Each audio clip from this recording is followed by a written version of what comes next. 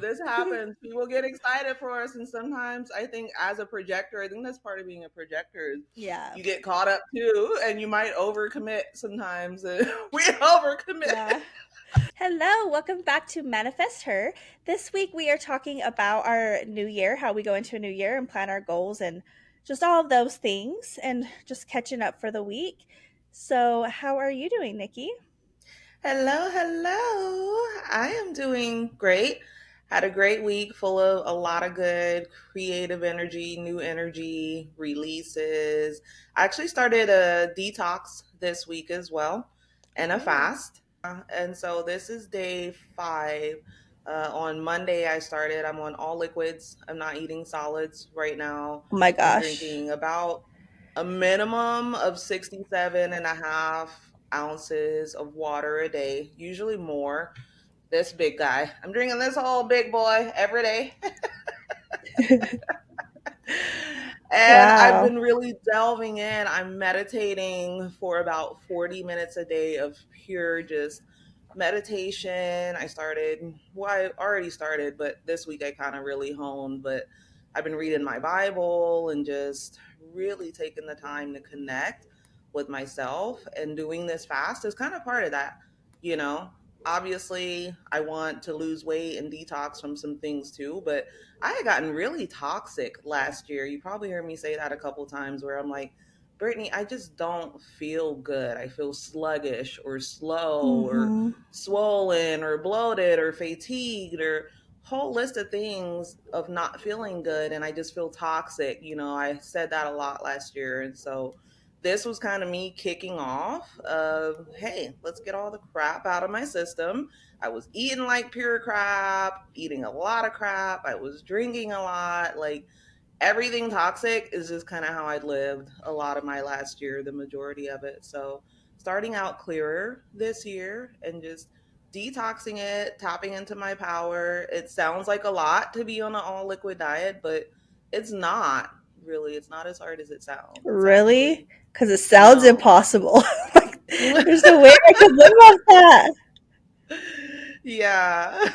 Well, so what are you having for liquids? So there's a shake that I'm doing. It's called Almaced. So I'll just either have that or a Slim Fast. That Almaced, it runs out when I was doing 3 shakes a day. So essentially just meal replacement with a shake. Hmm. Slim Fast, I ran out of that. I had some leftover Slim Fast. My new shipment of Almaced will be here Monday. So I'll be switching back to that.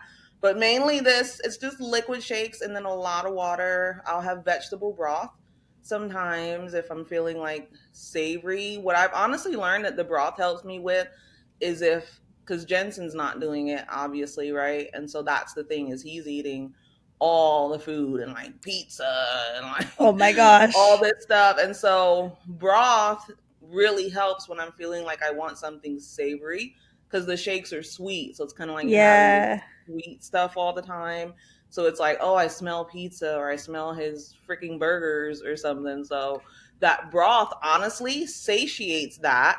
And what I've learned really, Brittany, like it's crazy, is as I do this, because I've done this as a kid religiously, fasting. My mother would have us tap into it for just short periods. We would go like a couple hours a day. We never went a full day or anything, obviously being younger. But I was introduced just to the idea of fasting and kind of connecting spiritually. It's something I've done, but not to this extent, you Mm-hmm. know? And so, yeah, what I've noticed as I commit to this extent is that I'm not hungry because you're drinking so much water and the shakes fill you up. So it's not a hunger, it's more like a reminiscent, like, I remember what it's like to Oh eat. my gosh. That is so crazy. I cannot believe the strength you have to have him eating normally in front of you and you're just Girl, in having my face. I feel like he's eating worse. I'm like, are you trying to tempt me? You wasn't eating all this crap. it's that now he has to like figure everything out for himself rather than like it being for the two of you. So it's like all of the crap junk food is easier to eat for one. Yes. Because I do the same. Yep. When my kids aren't here, because it's just me, I'm eating all the Hmm. crap because it's easier to like microwave this, do this, like, you know? So Yeah. it makes sense, but I don't have the strength to be around food like that and just be having. So how long are you doing Girl. that? I'm gonna do all liquids for 14 days. So like I said, I'm Oh on day my 5 gosh. of 14, and then I'm going to transition to one healthy meal a day for about 14 days until the cruise. So it's 23 days until my cruise. And so I thought it was the perfect time to not only look great and look my best, but feel my best, for the cruise. I want that glow. When I went Yeah. to Mexico with you and I did something similar. I did the 75 hard version, Mhm. my own version at that Yeah. time. I looked and felt amazing. And so I'm looking for that again. I had gotten so much out of my system and really had tapped into kind of a willpower. And I didn't even go as hard then. I wasn't like all liquids or super hard detox. So, Mhm. yeah, I'm just giving myself that space, and it just opens up your mind and your spirit a lot more to tap in, It when you're does. not giving in and you're like, I do have this willpower. I can have something right in front of me, right? And understand and tap into why I'm doing this, it really does something else. I feel like I'm having more clarity when I meditate. A lot of what we process, like you're putting this junk and this poison in your body, it takes away from your mental clarity, your Mhm. spiritual clarity. And that's why I said I just felt really crappy last year. I was Yeah. really toxic. I did not pay attention to what I put in my body. I didn't exercise. Like, it just was really not a good year in that sense for Yeah. me. And so, really, I'm trying to kick this off because I'm going into 24 with full creation, with full intent, right? And stepping into my full power. And so, that's part of it, is knowing I have the power in me. And I really want to just hear and tap into my higher self and the source. And part of like kind of denying yourself some of those things that you love normally or crave helps you to do that, if that Mhm. makes sense. It does. I'm super proud of you. I was the same way last year because prior to that, me and you were very good at eating well, going to the gym, and last year was just something else. And I ate all of my fillings. I didn't go to the gym like the whole year. I paid for a gym membership. I probably went twice last year. Mm-hmm. And this like and then finally at the end of the year I'm like I got to change this, and then I had surgery on my ankle, and then I was sick for a month, and then like and it's just always something, and I like catch myself making excuses. Right now my excuse is that I need to figure out a time to go to the gym because it's so busy at this time of year. But also the time I like to go is right when I get off work and just go while my kids do their chores and homework, and then by the time I come home we're ready to like start the night. But there's all these high school kids there at that time, and they just stand in groups around everything, and they're just in the way, and it's so annoying. So then I'm just like, I don't want to be here, and I'm super grumpy about it, and I want the high school kids to just go a different time. But that's when they get out of school, and that's when I want to go. So I've just been irritated about it, and I'm like, I need to find a time that works. So I might start going in the middle of the day and just like take a break from work and go to the gym. But I don't know, because then if I'm like focused on something, then I make an excuse to not go because of that. And that's why I feel like after work is such a good time. But anyway, I need to figure that out. I need to eat better. I went to Costco hungry yesterday. Wrong idea. Worst thing I've ever done. I went to literally just get stuff for the weekend, and I spent $300. Yes, because I you got, were hungry. I've done yeah, that before. all the stacks. I got different bags of chips. I got a thing of donuts. It has the chocolate donuts and the powdered donuts. And I was like, this is so exciting. It has both. I got cheesecake. Like, all. Did I get very much food? I mean, yeah, I did. I got some food, but most of it is just sweets. Like, what was I doing? What was I doing?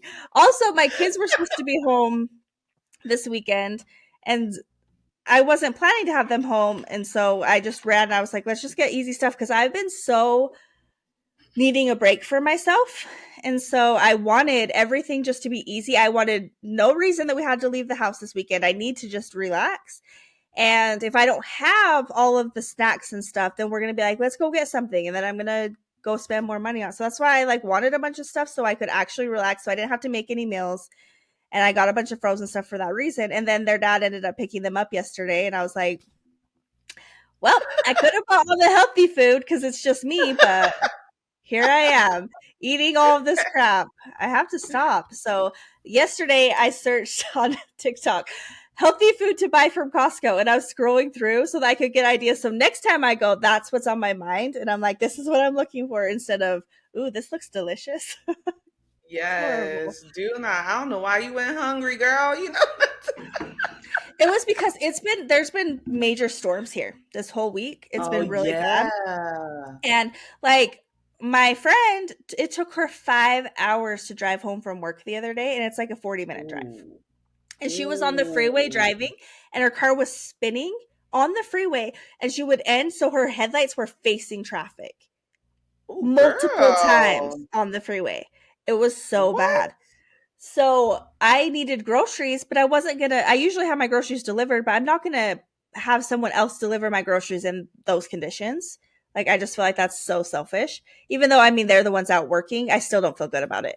So Costco was like 4 minutes from me, and I didn't want to go when I got off work because then that's when everyone's driving and there's more accidents.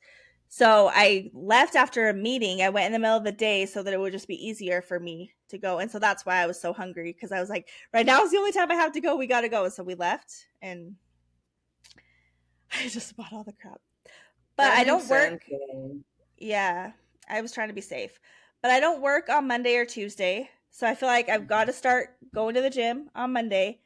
And if I get, so I have like my gym workout, but because I'm going to a new gym, I don't know where Mhm. everything is. And that stops me from going too, because I don't want to sit and look around, and like they don't have the same machines as the old gym. So I had to find like what's Mhm. equivalent. And it's just so annoying. So if I can just make it through 1 week of doing that workout so I know where I'm going and what I'm doing, then I feel like it'll be easier for me and I'll just go. But I got to get through this week. So since I have Monday and Tuesday off, I feel like that's a good time. I'm starting. I'm going to do it. Hopefully the weather holds up. How much snow did y'all get? I don't know. I never look at how Ooh. much it is. If it says, let's see, it's supposed to snow this weekend too. It's just still snowing Yeah, I until still get Monday. warnings because I have my weather app that I love so much. And Yeah. I'll put the weather for where I'm at. I'll keep it for Salt Lake. I like to know the weather for where my family is, so like Pennsylvania, Northeast. And then if I'm going on vacation or something, then I like to know the weather there. So I have all these like weather things and I'll flip through Yeah. and see the weather in different parts. But I kept getting warnings for Salt Lake. Like, whoa, y'all are getting hammered. Yeah, we got a bunch of the snow squall warnings, which is so weird because I've never even heard of that. And then the last year, I've gotten like 3 warnings about it, but my whole life I never knew what that was. Ooh, girl, what is a So squall? it's like when a huge like wall of snow basically is like coming through the valley. So it's like it's not dangerous to be driving. So they send like the, you know how the Amber Alerts go off on your phone? They Yeah. send those for the, and tell people, it's basically telling people get off the road right now because it's coming. And if it Ooh. comes while you're driving, it'll just be normal, and then it'll just hit you. Like, I didn't see it this time because of where my house is positioned. I don't have a good view, but my apartment, Mm. I did the last time there was one, and I walked out and watched, and you could literally see the wall of snow moving across the valley. It was super thick. What? It was crazy. That's crazy. Yeah. Well, it's beautiful here. We're enjoying all the good weather. I hate you. I hate it so much. I hate the snow. I didn't take my kids to school 2 days this week because I was like, I'm not driving in this. I'm not doing it. So Yeah, it's been gorgeous here. We're that's getting a lot of amazing. rain. I think when most places have snow, we're getting rain, which I love. I Me enjoy too. a good. I feel like for a couple years when I was in Salt Lake, we weren't getting good rainstorms, and so I Yeah. had kind of missed them, and so I'm soaking it up. Like it'll just pour. Sometimes it'll do it all day, and it's so witchy. So like the other night, we actually had a tornado warning.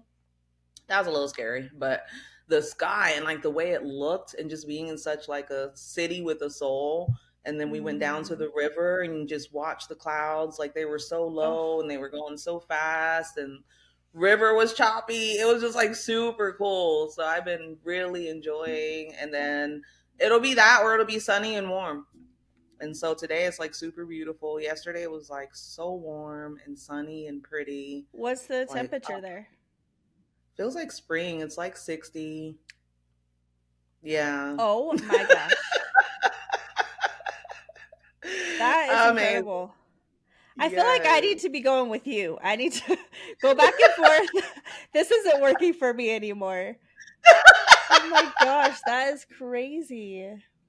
Yes, girl. So it's been a week, and then let's see what else. I'm down 6 pounds since I started my fast on Monday. So very excited about that. I'll share it with everyone, but I had never been over 200 pounds in my life until like last year for sure.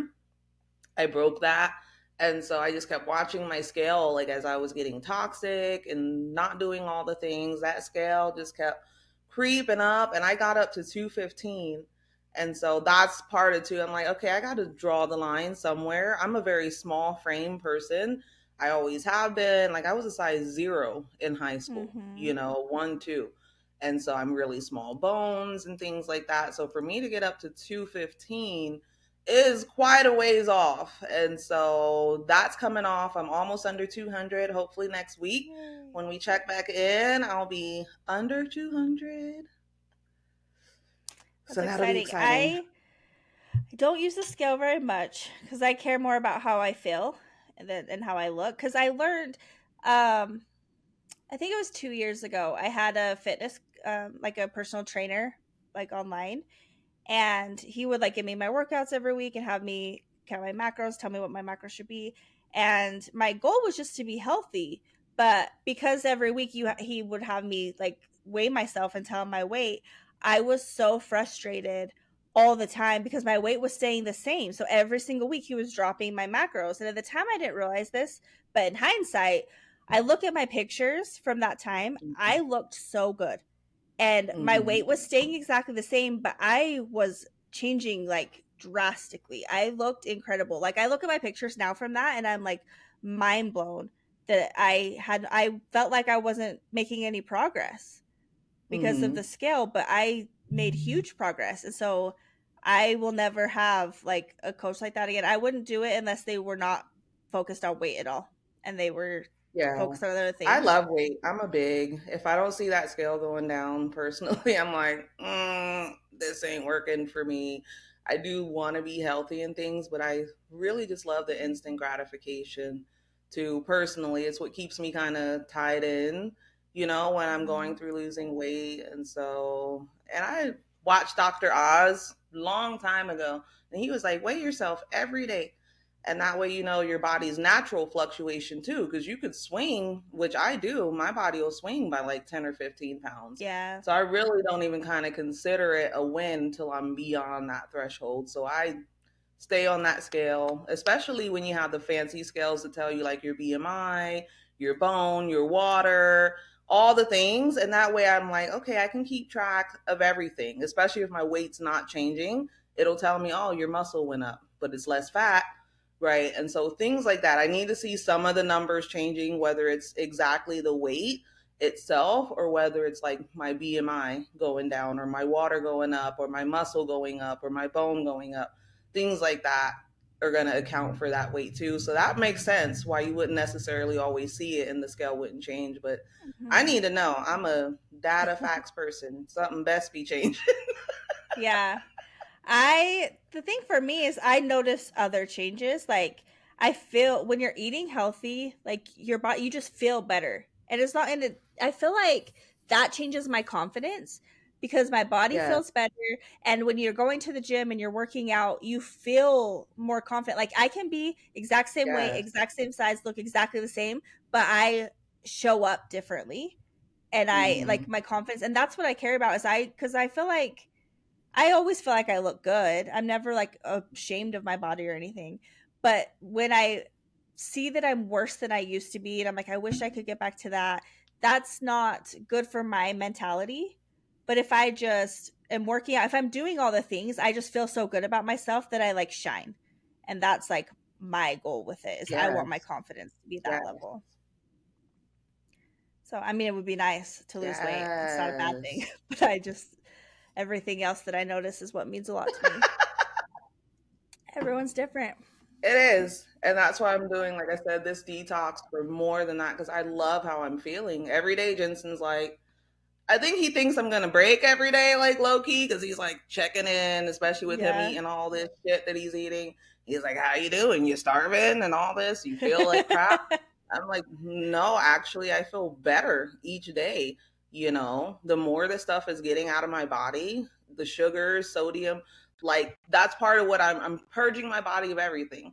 You know, I'm not intaking Mhm. sugars, I'm not intaking sodium, like by having it so strict and it's only this shake, water, or broth. I'm not having fruit juice. Like I'm purging myself of a lot and I feel it. The first day is the hardest because when you detox from certain things that your body's used to, you feel it. And so Yeah. detoxing itself is hard. And so the first day was a little rough. I had headaches and I was like more tired. But ever since that first hardest day, every day I feel better. I have so much energy, more energy, which is exactly what I was looking for. More clarity, Mhm. pumping. I feel like when I drink the water, I can feel my cells like plumping up all the way down to Oh. my toes. I'm like, ooh, pump That's them so cells. cute. That's funny. I feel like I could do like maybe a 3-day or something just to get stuff out of my system, but no way could I do that long. I know I can't. No chance. So good for you. Are you getting excited for your cruise? Have you bought new clothes and stuff, or do you have enough? Nah, I'm gonna wait, see how much weight I lose, and then I'll treat myself to a couple of cute new outfits. I'm gonna get my hair done, my nails done, my lashes. I'm gonna do all the things and just look Exciting. so good. I was looking at the ship today, just gazing and dreaming and tapping in. It's gonna Oh, be so fun. it Yeah, will be. and the fact that Jensen's never done it, it's just gonna be so next level, I think, Yeah, he'll for be like him. a little kid. So cute. Yeah. What cruise line are you going on? Carnival. That'll be fun. Yeah, I'm excited five for you. days, Western Caribbean, balcony suite. So nice. That's awesome. I've only been on one cruise. I was like 12 and I was performing on the cruise. We were dancing. And so I had like dance practice every day. So I didn't even get to like lounge around and be relaxed. I was dancing the whole time, but it was so much fun. That sounds fun. What was that, a Disney cruise? No, it was I think Carnival. I'm not positive. I was so little, but I'm not yeah, I'm not sure. But it was just fun. We went to Disneyland first. We performed at Disneyland too. And then we Ooh. performed on the cruise. It was fun, What kind of especially as a dance were you 12-year doing? old. Just like jazz with like a group of girls. I have pictures from my little me doing it. Oh, It's cute. I think you need to post them. Let the people see. Yeah. I feel like I just saw them recently. I know what photo album they're in, but I think when I was moving boxes around, I don't know how deep in my storage stuff it is. But I'll look at like the Oh, couple that are on top and see if I can find them. But hopefully, because I want to see this myself. yeah, it was cute. Um, But yeah, it was fun. I liked that I got to do that. It was a good experience. I went with my dad, which it's the only vacation I've ever been on with my dad. I didn't grow up living with him. So it was cool. I'm excited for you. Yee. How was your week? What all happened with you? I've had just a very overwhelming week. I needed time for myself. I was working too much, too hard. My kids were home for over a month. Their dad didn't get them. And I love having them home. I love spending time with them always. But I get just very overwhelmed when I don't have time to myself. And when they're here, they want to always be going and doing things and like it's just so much. And they during that time they were supposed to go with him for like 11 days. So I had expected to have 11 days to myself. And when you get in that mindset of expecting like you plan out all these things you want to do with yourself and then they're home, I was like just so frustrated. And then last week we had technical issues that the editing took so long. So I just like the amount I worked this week is not sustainable. And I know that. And I know that it was just because it was circumstances and not the normal. So it kept me like trying to be positive, but I just really needed a break. And yesterday their dad did pick them up and they left and I turned off everything. I even like put my phone away because I was like I need to completely shut off my brain and I just sat and watched a movie and it was like the most needed thing. It's crazy how something so simple but when you're like going like your system just feels that and you need time to like decompress and relax and I feel so much better today. Like I haven't been Yay. able to like get myself to clean or like do anything. And today I'm like, as soon as we're done, I'm gonna clean my room. I'm gonna make it feel really nice. Like I'm feeling more like myself after just one night. And they're gone until Tuesday. And I have, and today's Saturday. For people watching this, it's Tuesday. But so I have a few days by myself to kind of do all the things that I've been excited to do. One of those things, me and Nikki both were doing like a, what's it called? The like reflection board of last year. What was, do you remember what she called it? Hindsight board. Yeah, the hindsight board. So I printed out 60 pictures and I made like the words that I want to put on it. I made in Canva. And so I like made them all the same style and like they're all neon pink. And so I'm like putting all of them together. I have to go pick them up. It's ready for me to go pick up. And then I'm going to glue it all on my board today so I can, maybe next week I'll probably show you guys. But so the hindsight board is just like our memories from last year. It's like a vision board, but looking back on a year so that you like are really looking at all the things that you did through a year. And I've loved doing it. How was it for you looking back through all your pictures and everything? Powerful. So powerful. I've never done that ever. Hmm. It seems so simple, right? Yeah. But it's funny how you can just have a slight shift in a lens. And so when I sat down to first do it, I went through all my pictures are digital. And so I did my board digitally. I don't have a printer, don't have a car where I'm at. It's a lot. I'm not, there's nowhere Hmm. I can go and print and get this conveniently. So I'm like, I'm just going to do it digital. And I went through month by month and sat down in the zone. Jensen was doing my hair. And I said, while he's doing my hair, I can just, like sit down and go through this. By the time I started January and got to December, I had 467 photos and Wow. videos of good things that happened last year. And it was not that lens, right? Like I didn't even realize that or feel that or know that in the moment because a lot of bad happened to me last Hmm. year. A lot. The new year started off with my brother dying. And so I'm like, Hmm. wow, welcome 2023. And so that was my lens for the whole year. And part of what Melanie said is she was talking Yeah. about us finding our context. I don't know if you've gotten that far, but like defining, she's like, if you don't define your context, it'll find you. And that definitely was my Hmm. last year, sorrow, sadness, a lot of negative things. And I didn't even remember that I had this beautiful life full of all these experiences. It was mind Yeah. blowing. And so it really just switched that lens like, wow, girl, like look at Hmm. all these things you got to do. I went on, I don't know how many plane rides last year. Like, there's Yeah. people that literally never fly in their life, let alone several in a year. And so that alone, going out, I went to North Carolina, I was in the forest, all the New Orleans. I relocated to New Orleans last year and like all the things, it really helped me to just be grateful doing that Yeah. hindsight board. I'm so glad because you did do a lot last year. Like so many parades, so many just like football games and going to Broadway. And there's a lot of like really big, beautiful things that you did. I can't believe that it was just last year when your brother passed. That feels like a long time ago. Like it's crazy Yeah. how much goes, like a year will fly by, but when you really think Hmm. about it, it's like wow. Because I feel like it's been a whole lifetime since like my most exciting, this is so dumb, but I'm very excited about it. Is that this is the first year that I will go a year without talking to that person who I do not like anymore. Like, because last year at the beginning of the year, I was still so sad and heartbroken and like hoping. And I was like, eventually he's going to say something. And he did. And we talked a little Yeah. bit and I saw him a little bit. And I hate that I saw him. That was the beginning of last year. So, like, being in a new year and knowing that, like, I'm so strong that I can be not get sucked back into something like that. Like, I've lived so much and I'm so happy. And that's like really big for me because starting last year, I was so not this person.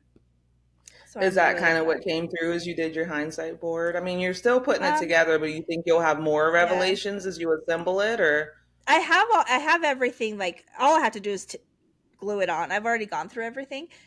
So, I feel like that was one of the big lessons. Not like the beautiful stuff. Like that's Right. like a lesson that I'm like, wow, I've like grown through that. And now I don't feel like I'll get stuck in that same loop Yes. anymore.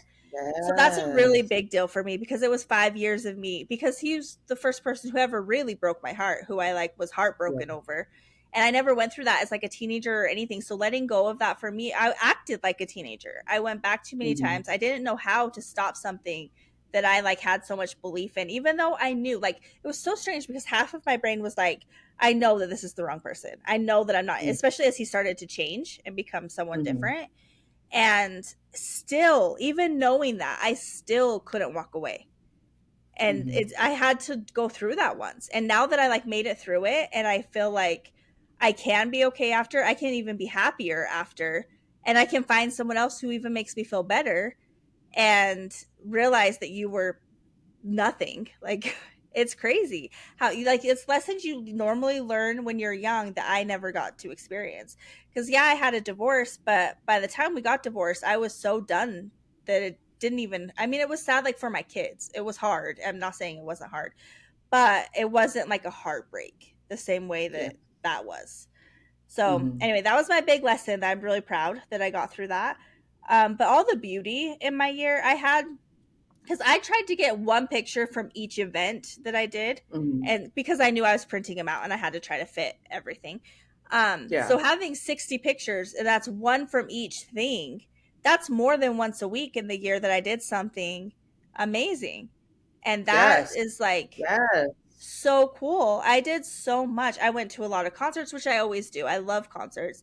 I met people who came into my life that made my life Yes. immensely better. I have like stayed close to like you, and like I was seeing the things that we've done together, like the concert that we went to, and I can't remember what other pictures you were in, but it's just so much. I'm really excited to like put it all on the board and like see it, and the words that I printed out, and like just have it all be together. I'm really excited for that. So I'm excited to show that next week. But yeah, that's what I'm Yay. gonna do today. Glue all my things on. And then did you do your, so the other thing that we've been working on is we have 111 lists. So we write down like 111 things that we want to experience this year or sometime in the future. Did you do yours? I did. And so, man, we did a lot. There's a lot for us to go over today and what our experience was with the 111 list. And each time, right, she tells you, get your moods, set in my mood, my candles, all the things. And I sit down with my notebook, and it was hard at first. And I'm like, what am I going to manifest? And I'm like, this is dumb. But she's like, nothing's too small, right? So I Mm-hmm. just started kind of like small things, like get my nails done, you know, Yep. get my hair done, because these aren't things that I've really treated myself to lately, you know. And so I started small, but, and I was thinking, like, there's no way I'm going to get to 111. How do I do this? Right. But by the time as it started going and I'm writing the things and I'm tapping in and figuring it out, I was about to go past 111. And I'm like, nope, I want to respect the number and the synchronicity of it. But I wanted to really bad. And I had to Oh, I talk to love myself, that. like, to keep going. Like, I'm so proud of you for getting there, because it is hard to think about things like that, like what you want to do. You have to really put intention behind it. I did the 111 list last year, and because I didn't do this program before, but I was in her membership and she talked about it a little bit. So I did it, and I didn't do a lot of the things, but I did the small things, like have a moment that takes my breath away, see like an amazing view, like little things like that that I can like just go and do by myself one day, like take a hike to a waterfall. Um, One of the things that, because I was at the beginning of last year, I was so focused on love, and that's what like I think is that's why it seems like such a big lesson for me, because that was yeah. my main focus. Like I wanted to find all of these things, and one of the things that I put on the list was to have a first kiss. And I remember writing that and like crying because I was like, that means I'm gonna be kissing someone else, and that sucks. And I was so miserable, and I was like, I guarantee this isn't gonna happen. And then I Mhm. did have a first kiss last year, and it like just seeing how it feels like to be so far removed from that, and then like have someone else make me feel good, and like I'm not seeing anyone. It's not like I fell in love and like everything was perfect, and I think that makes it even better. because I experienced it, but I'm not so wrapped up in that. I don't like love is not like when I make my list now, love is not something that I care about. And that like go it's just crazy. The biggest thing looking back on like my mindset of last January compared to now, that now everything on there is going to be about myself and making myself into what I want to be and my Yeah. friendships. And I mean, I'm sure I'll put some things on there that have to do with love, but not like it was last year. Not like that was my focus, that I was like I really hope I find someone to distract me from this pain, like so that's been like my most exciting thing, doing all of these I things. like that you brought up and said, you did this last year and you didn't do everything on there because she talks about that. And a lot of my blockages as I'm Mm-hmm. working with her and having my own self discoveries is things like that, where I just had a lens and she said, you'll notice it on your list. And I'm like, I did, you're right. Where like, maybe I want to go write something like I want to grow my business to 1,000 followers. And I'm like, do it right. I would second guess it, like, can I? Mm-hmm. And that's the block. That's the exact what she's working with us, right, on getting Yeah. rid of things like that. Don't have that try energy. And so I was happy, like as she was saying that, because I had already done my list, and I'm like, I did experience that, like the holdbacks, but I also was able to work through and still put some things, so to have that affirmation back from her, like just put it. If you Yeah. fail while trying to do it, that's fine. That's the beauty in it. That's the point, right? Mm-hmm. Is the failure and the trying. It doesn't matter if you're going to get there or not, right? And that just changed so much in my mind to look Yeah. at it that way. And also, you just move it to the next year if it still means something to you. And so, and the thing that causes the blockages is the time. Like when you think that you have to do it by the end of the year, like you're putting time on your manifestations and you can't do that. That's what makes them not come true. But when you're dreaming big and you believe like this could happen, this is the number I'm putting down, like 1,000 followers is like, it seems impossible, but I'm just going to put it. And then by the end of the year, if you still want that, you move it to the next one and you just believe that someday the everything's going to align and that's going to happen.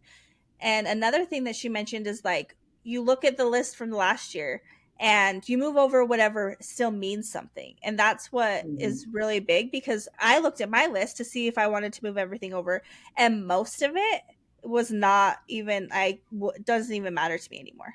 And I wouldn't move it to this one. So I'm basically starting fresh. I haven't written out my whole list. I just haven't had time, and so I'm doing that today. But I did look over last year's, and it's just really cool to see your growth and like see what doesn't matter. Then you leave it in that year, and whatever does, you move it forward, and it's beautiful. That was big for me too, like just to kind of take it back to the lessons, how you said you had a lesson.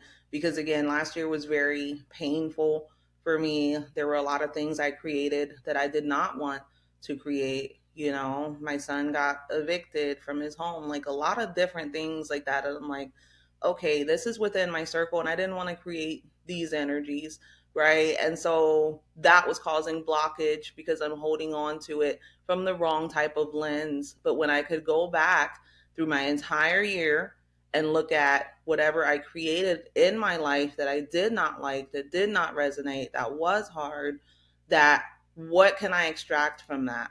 It really just, again, changes the frequency around it, because I was in a lot of pain. A lot of my life, just to kind of even take that back for people, a lot of my life, I felt like a victim. And that's what she kind of worked so hard on, is changing that lens. Don't feel victimized. And there's a lot of different ways you can feel like a victim, right? And so that was my frame and my lens for a lot of my younger life, was not having, I'm losing all my power because I'm giving it away to circumstance and the bad Mm-hmm. things that happen to me, when really I am so much more than what's bad that happens to me. Yeah. And so really just extracting those lessons out and saying, this was for me and it served me, period. At Mm-hmm. the end of the day, it served me, really helped. That was a breakthrough.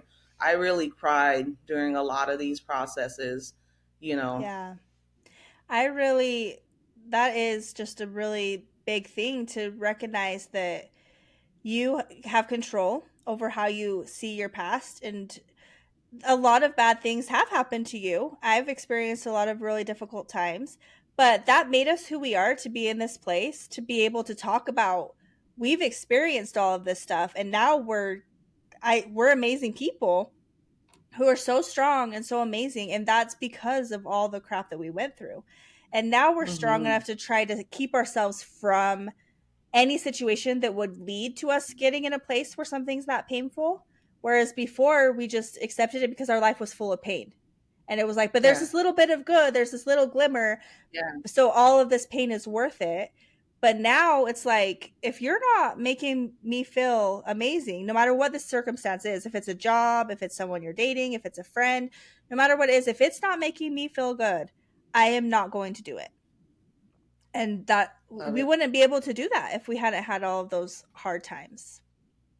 Yeah, definitely we would not. And a lot of times too, because people might listen and they're like, well, what about when things kind of just happen to you? And that's why I say what I create, because that's how Melanie teaches us how to look, is ultimately we're kind of part of that creation on some level, right? Not that I caused my brother's death. She's not saying anything like that, but right, what was that? That's a wave that was created that I somewhere energetically, right, had that come to me, that I had to experience the loss of my brother and someone that I loved, but extracting the lesson from that. I think that was just so different versus, because there's the things happen to me and there's the I made the bad choice, right, type of create, which is why I just wanted to kind Mm-hmm. of say that a little bit to clarify for people who are listening, which I experienced that too. I made bad choices as well last year, or choices that I questioned. So I created things that way, but obviously sometimes things happen and you're like, Yeah. a lot of times people will be like, why did God do this, or why did God allow it? And it's not right that he's allowing it or doing it, especially when we're part of that creation ourselves on some Mm-hmm. level. It's just we have to go through, right? Whether we're reliving past memories and negative things are coming up from the past memories that were ingrained in us, or whether it's something that we're consciously level of. But most of the time, we can create these things unconsciously and you Mm-hmm. don't realize it. Yeah, absolutely. And there are, it's definitely, it's life where things are just going to happen to you. And with that, I think the difference is the way that we're able to handle things. Because of everything we've been through, we've learned how to handle things. We've gotten our mindset to a place where it is positive. You can't always be positive, but when those bad things happen, we don't sit in it as long. And we don't have Yeah. it like, why me? Why is this destroying my life? Like, it's not destroying our life. It's something that's happening that's really, really hard. And we have to feel that. And then we have to figure out how to move out of it, how to learn from it, how to grow from it. And Yes. it's just a different way of handling those things because you can't Yes. I love stop that. it from happening. But Mm-hmm. Mm-hmm. definitely the version of me that would go through something really hard now is absolutely different than 5 years ago, the way that I Yes. would handle something. So that's, Yes. you're still in control of how you have even the things that happen to you. And some things are really, really bad, and some things are going to be really, really hard. And you're going to have to fight through that. But it's coming from it from a strong place. If you work on yourself every day so that when those things happen, you're in this strong place, so it's easier. But if you don't work on yourself every single day, then when those things happen, you're not as strong of a person to handle them. And that was former me. And I think that's why all of this is super empowering, is when things got hard for me, like I cowered away. And I mean really hard, right? Like losing, Mhm. I've lost my mother, my father, my sister, my brother, right? So when things like that are like huge, Yeah. it would throw me off track for years. Like when my father passed away, I went off track for years, right? Into the Yeah. different mindset and being caught up in the negativity as opposed to feeling it, processing it, right? Being able to extract what I can and then moving on. Yeah. Totally different lens, you know? Absolutely. Yep. Totally different. And having someone pass like that, that is, it's a very difficult thing. But even still, I feel like, because I think about when my cousin passed away, this was a long time ago. I think like 2009 or 2010, but she took her life, and she was only a couple years older than I am. And I was numb. Like, I was such a wreck. And I just feel like now, if that happened, like, I haven't had anyone really close to me and young. Like, my grandparents have passed, but grandparents is different because they have their time and like you enjoyed their whole life. But I feel like now if something like that happened, I think about what I would do with that. And I would like light incense for her and like sit and write a letter to her about everything that I Yeah. love about her and like really take in the love of what I feel about that person. And of course, there's going to be sadness. Of course, I'm not going to have these memories to go forward. But I would try to focus on being in that love instead of when she did pass, it Mm, was so much like, why did she do this? How could she take herself? Like, yes. why weren't we there for her? Why? It was like stuck in all of the negativity of it. Whereas Mm, now I feel like I would try to find the beauty. Like, I have a hard time about my grandpa being gone sometimes. Um, Mostly because my grandma's still alive, but since he's passed, we haven't seen her. That's a whole story, but it's hard for me. And so I think about him a lot for that reason. And I it's never like a sad, it's like a feeling like I'm grateful that his like energy is around me and that I can feel like the love and know that there's nothing I can do about my relationship with my grandma. And I just try to like find the beauty in things like that. But it's not always easy. there are people that say they are closer with that loved one once they passed away, I feel that which, if way. you really let that sink in, it gives me chills to even think about, right? Yeah. I heard someone say that. I'm a big fan. Have you heard of Abraham Hicks? Mm, Esther Hicks? I've heard of them, yeah, but I don't know what who they are. Motivational speaker. She speaks a lot in the spiritual realm and energetics. Basically, her name is Esther Hicks for anyone listening, and she's passed away now, but her foundation lives on. But basically, she was like the kind of translator between the source, is how she considered herself. Like she was directly connected to source, and she would share that knowledge with others. So she only spoke in energetics in the spiritual realm, like Mm, literally. And it's amazing. You should look her up sometime. Maybe I'll send you some links. But I listen to her a lot. And I remember listening to Abraham Hicks one time, and that was something that resonated because, again, losing someone so close and dear, it causes a deep pain that's really hard. mhm, It causes a wound, y'all. It does. And I was messed up for a lot of times. Long time rather. And so kind of hearing that, it was so wow to me when this young woman was talking to Esther Hicks and she had lost her father and things like that. And she's like, I feel closer. I speak to him more now, right? And feel him and hear him more now than when he was living. We get to have a better relationship. How beautiful. How, like, to be able to tap into something like that is a whole new level of mhm, healing, right? And being able to release and move on. Like, hey, I can be even closer. It's not that they're gone away from me. If I'm listening and tapped in and tuned in, I can really feel them and hear them even more. And so I've been seeking that ever since. And my parents do come to me in my dreams.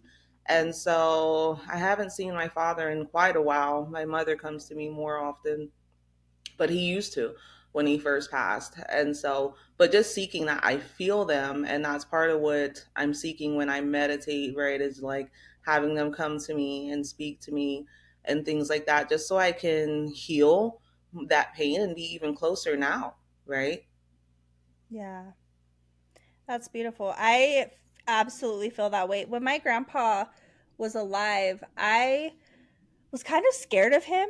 Like he just had such high expectations. Like if I changed jobs, then he was like disappointed in me. And if I like it was just always every time I would see him, it was like, so tell me about all the good things in your life. I always felt like if I went, I had to have something good about my life to say, or else I couldn't visit him. And it was a lot of pressure on me. And Mm-hmm. I like so I didn't ever really think about him. Like I would go see him occasionally, not very often, but after he passed, I went to his grave for the first time and I had spoken at his funeral. I read a talk and I was talking about when I was a little girl and I would stand on his feet and I would dance with him in his living room and we would dance all the time. So that was one of the stories that I talked about at his funeral. So I go to his grave for the first time and I get in my car and I turn on my car and the first song that comes on, I've never heard it before, but it's the beginning of the song and it says, "Take my hand, I'll teach you to dance, you can step on my toes." And I can't remember the rest, but it was Wow. like full body chills. I was like, how? And it was like my phone was what was playing the song, but it was a song that I had never heard before. And it just came up on my Wow. thing. And I was just like, holy Wow. cow. And so that was the first experience I've ever had of feeling like they're there and around us. And ever since that, like I think about him all the time. And I back when he was alive was when we were talking about this last week of like how we would change jobs a lot when we were younger and then we've been more steady. He passed like as soon as I was in my steady phase. So all the time when I'm doing things, I think about it and I'm like, I wish that I could go visit him now because now I'm proud of who I am. I don't have to be ashamed of going there and feeling like, oh, I'm doing all the wrong things. Like the person I was when I was married. I wish Mhm. that I could have those conversations, but I also feel so much like he knows and I know that he's proud of me and that feels really good. So it feels like a better relationship than when he was alive and I was always like in fear of that. Beautiful. That's exactly what I feel like this young lady was getting to. Her situation was similar with her dad, where she's like, we weren't that great when he was alive, but now, oh my goodness, like Yeah. all those things are released, and I can just talk to him and feel him and do the thing right. So it got easier in a sense after Mhm. he passed, which just was, again, astonishing. It left me in awe, but that's a beautiful memory of your granddad. I really love that you Yeah. shared that. And I wanted to talk a little bit about suicide because you mentioned that you lost a person through suicide. That's something I haven't experienced. Jensen has more than once. He's lost a couple friends and he talks about it. And so, just talking about that wound, if you could tell us a little bit more. You talked about it a little bit and how you would handle it now, but there's a lot of people out there, right, that maybe someone committed suicide and that creates a different type of wound and Mhm. a whole new set of questions and a whole new set of things.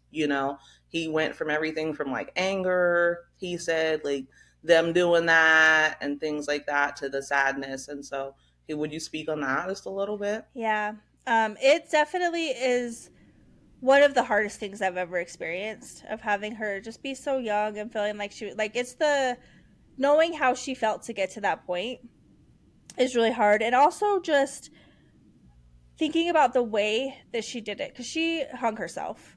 And Mm, that's just like you can't help but have a visual of that, of what she yeah. experienced going through it. It's like gut wrenching to know that that happened. Mm, And she had a house that she lived in. Her little sister ended up moving there and I can't go there. I can't be in that place.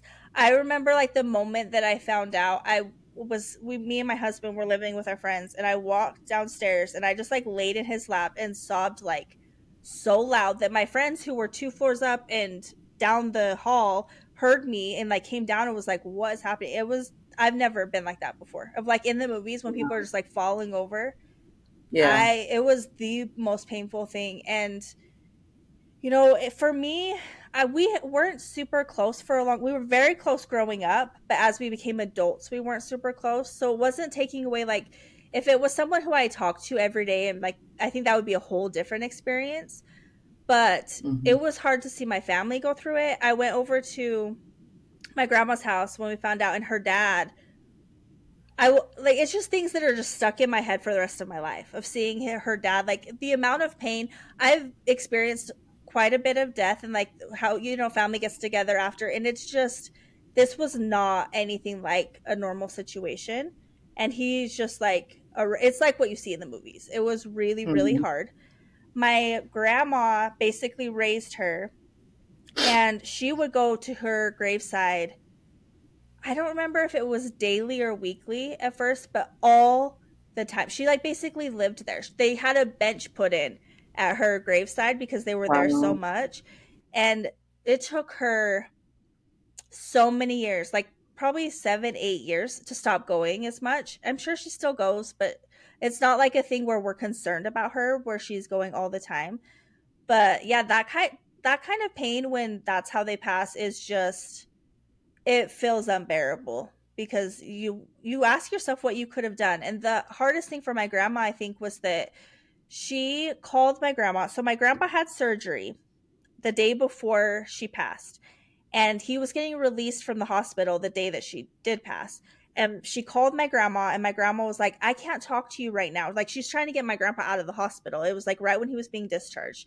So she's like, I'll call you when I can, and hung up on her. And Mm. then I don't know how much it was that day, but I don't know if it was just like hours or how long it was after the police showed up at her door and she was gone. And it was like, I think for my grandma, that's what made it so hard. When you're the person that's very close to them, Yeah. it's like you just so many questions, so many things. The song that was played at her funeral, one of them, I can't listen to. If I'm somewhere and it like comes on the speaker, I have to like cover my ears, run out the door. I will never be able to listen to that song again. And I don't think about it very often. I've healed from it. I feel okay, but that just brings back like it's just a song I can't do. So, luckily it's not something that plays very often. I definitely have songs like that, but I want to make a comment around the suicide and segue into the next thing because two things came up and they're kind of related, but just for anyone listening, because I spent a lot of my years being suicidal myself. And one of the things when I finally said I wasn't going to do it and started clicking and I said, I'm not going to attempt this anymore. I attempted suicide at least 3 times in my life, maybe more, but I know minimum 3 times I attempted it. And when I finally said, okay, I'm not, and I had to promise to myself, not to try that anymore. One of the things that clicked was the effect that it has on others. Cause my sister had spoke to me and I shared that with her and she's like, do you know how detrimental that is to me? And that was just like an aha. Right. And so to segue from that for everyone into kind of the next thing, it's just knowing that you matter, right? That was Yeah. what was important about what she said. It wasn't her saying it's about me and don't do it, it's about me. It was her saying you matter that much. And that would devastate me to know that you willingly just took it all too Yeah. soon. And so clicking that in your mind. So if you're a person that struggles with depression or suicidal thoughts, understand you are loved. You are loved. Mm-hmm. You may not feel it, but I promise you, you are loved. You are loved. The universe loves you above all else, above all else. Even if there's no one you feel like you can identify personally in your life right now that loves you, God loves you unconditionally. And so, really just accepting that and kind of taking that in. A lot of what caused that depression and me feeling worthless and suicidal are the wounds that would happen to me and the narrative that I would start to tell myself. And so this week, as part of the transformation, we had to write forgiveness letters. So to just segue into that, and I really cried. My forgiveness letter to myself, we had to write one to ourselves and one to one other person. Beautiful exercise. I've never done that as well. You would think at Mm-hmm. 44 years old, I would have written a forgiveness, but it's not things that you think, right, Yeah. about or to do or realize you should do. And so when I sat down, my forgiveness letter was like 4 pages of just Wow. me forgiving myself. And it was such a release. And that was without me even going all the way back. That was kind of just forgiveness for 23, right? It wasn't even necessarily forgiveness for my whole life, but it's important that you do these things like this, like forgive yourself, especially if you're someone out there and you're like, this feels like me. I feel suicidal. I feel worthless. I don't have self confidence. I don't have self love. Who could love me? If you're going through things like that, understand we've done it too, right? I Mm-hmm. spent many years of my life telling myself those things, which drives you towards depression and suicide. And Yeah. so, no, forgive yourself. Sit down, write yourself a forgiveness letter for all the things, and then write it to someone else because there truly is healing, you know, in forgiveness. It really lets you to just kind of transmute unwanted energies into something that's pure light. Yeah. I ended up writing 3 forgiveness letters because it's the first year that I did it. And like she mentioned that she does it every year, so she really only has to do it for the one year. But there was a Mm-hmm. few people that I felt like I should do it for because I've like held on to things. And so there was one thing that was just from last year. I wrote that letter and it made me feel better. But the really deep ones that I needed to do were things that I felt like I would never forgive. And after doing your if you do your own forgiveness letter first and you write down like everything you have to forgive yourself for, there we know our very deepest, darkest thoughts, the worst things we've ever done. And writing all of that down and saying that you forgive yourself Yes. for it and understanding why you made those decisions and what led to those things and everything. The majority of what I needed to forgive Yes. myself for was while I was married, and just the way that I was very toxic, very negative. I used people.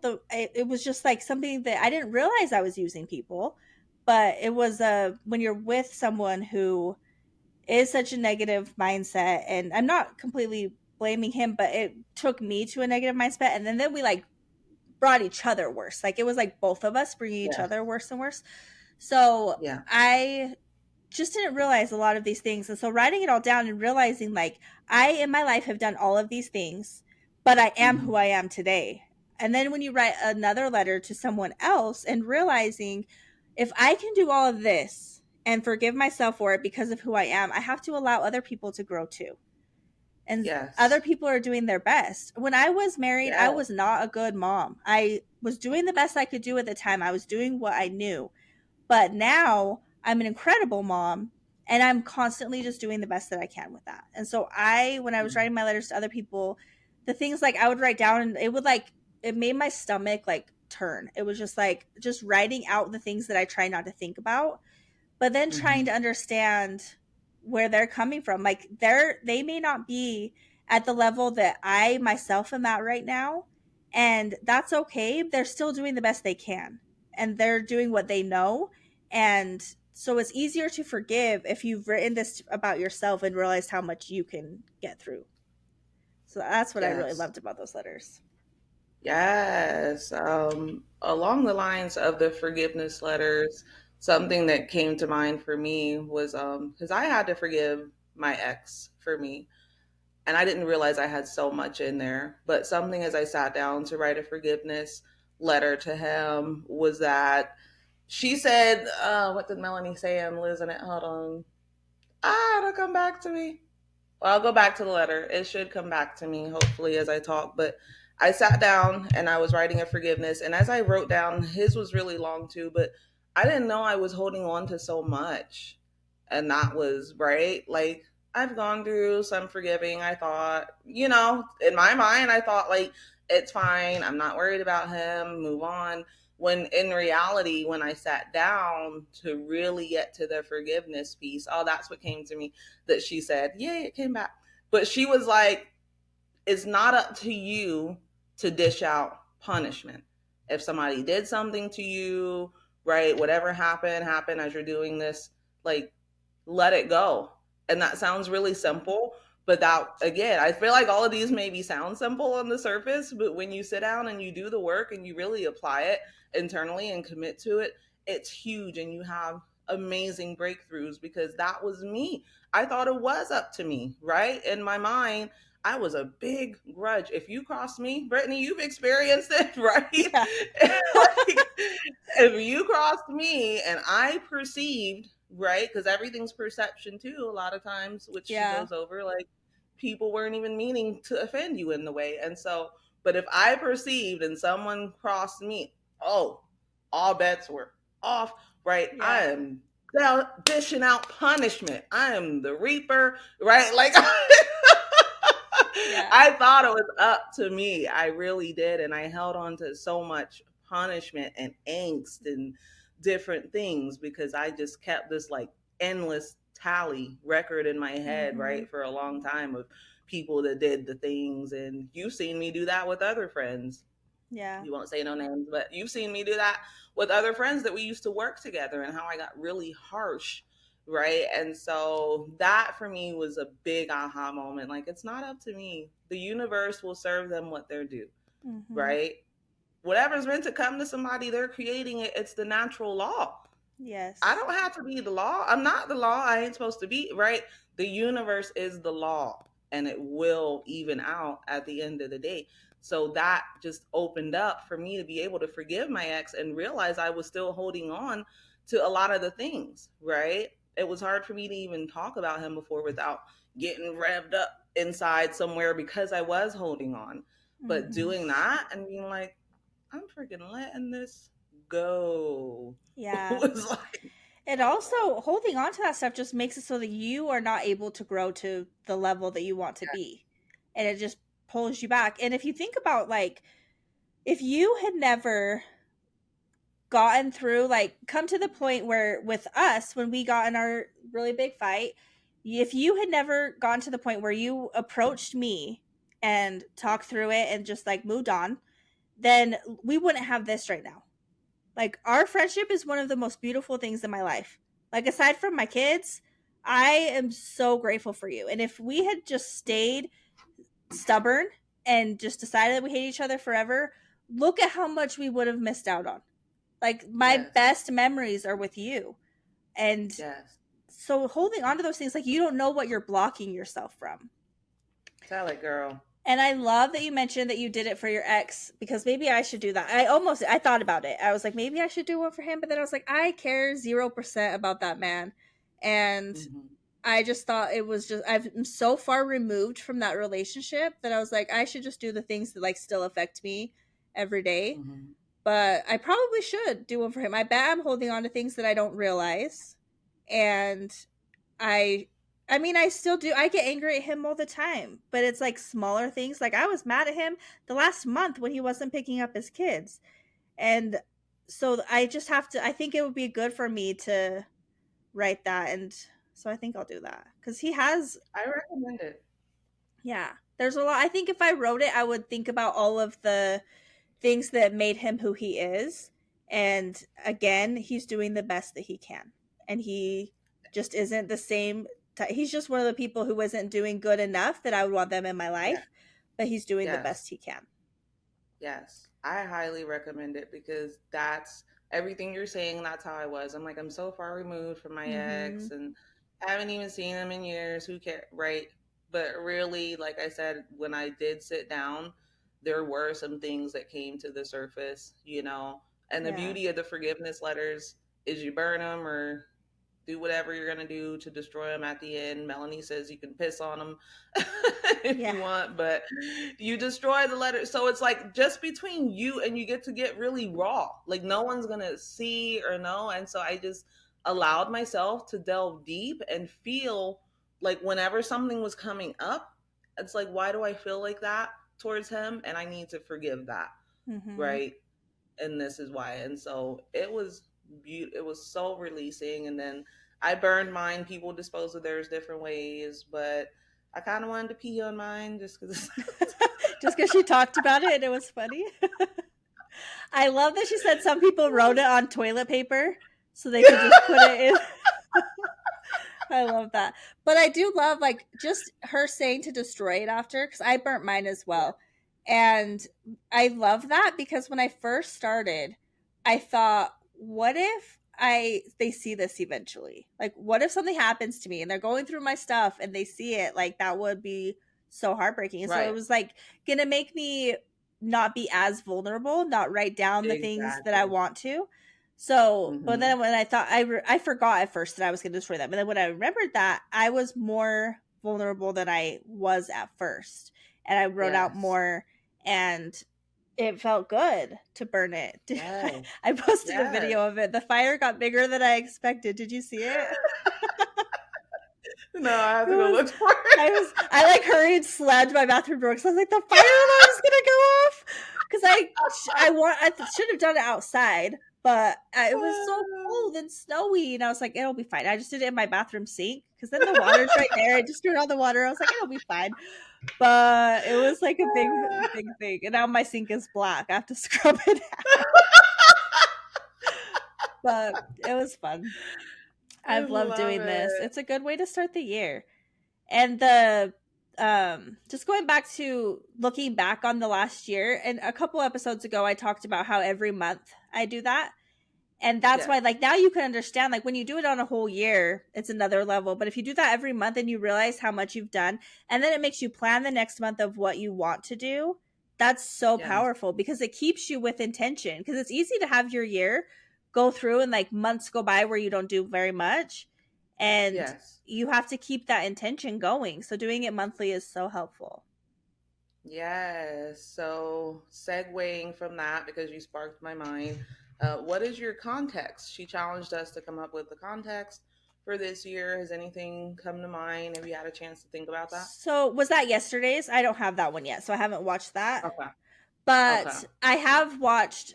I've been in other programs of hers where she talks about context. So without even watching it, I think I know what she says. Okay. So the what I've seen her, the way that she has explained context is you have to make it so big that it's difficult to break. So like if you say my context is to get 100,000 followers by the end of the year, and then by July you've gained like 200 followers. And you're like, there's no way I can get 100,000. Then that goal is broken. You no longer believe in it. You no longer like so you're not pushing as hard for it. Like that's a small context if you can break it that easily. So you have to go even bigger. And then like if you can think of any way that if something happened, it could stop you from achieving that, then it's not a big enough context. You have to keep making it bigger and bigger. So I have tried so hard to come up with my own context, but the context that she uses, I feel like is so beautiful and so perfect that I can't think of anything better for myself. Maybe someday it'll come to me, but her context is evolution and growth over a lifetime. And for Mm-hmm. me, that context has changed everything for me because the likes don't matter, the views don't matter, that nothing matters other than my growth. And every time that I'm posting a video, every time that we do a podcast on Saturday, all of that is leading to evolution and growth. So if we posted these, we were doing these every single week, posting them, and it got 0 views. Nobody was watching. We weren't even watching our own thing. Like it has 0 views. And I would still feel good about that because every week that we meet, every week that we do this, we're growing. And that's my context, is to grow and become better. And everything I do leads towards that. So it can't be broken. I just keep going and going and going because the only point is my growth. And that really Beautiful. helps me. So, Beautiful. what do you think Super about yours? powerful too. Yeah. And that's why I can't think of something better. I think for mine, what's come up for this year in 2024 is me really stepping into my full power as Ariane Nakia, right? Really delving in to who I am. I've spent a lot of my life giving my power away. There's so many ways we give our power away and we don't even realize it. Mm-hmm. Seeking validity, in others and things like that and approval, and I just gave so much of my power away. And so for me, the lens this year is really fully stepping into that, right? And what that means to be me at my best self. That's kind of what led me Oh, into I the love that. detox and fasting too, right? Is that Mm-hmm. content, me pushing myself to see how far I can go. How high can I fly, right? If I'm not even Mm-hmm. trying to fly, then I won't go anywhere. I'll be stuck on land. And Yes. so that is the lens. And so I'm going to sit down. Our next project, I don't know if you got to that, is to do a vision board with that context in mind. So we did the hindsight board for everyone. That's different. That was you. A hindsight board, in case you're wondering, is like you going over what was the best of what's already happened. So in this case, last year, 2023. That provides a different lens and a different context going forward prior to making a vision board. And so I'm really excited now to go forward in 2024. And I've never made a vision board. I'm excited to sit down and do it because I've always put really extravagant, huge things on a vision board. I feel like that's a lot of the ways how they teach you to do it, Mm-hmm. is put these big, grandiose things you would love to just like magically manifest into your life. Yeah. Whereas she's like, put something on your vision board that you feel like you could actually create this year.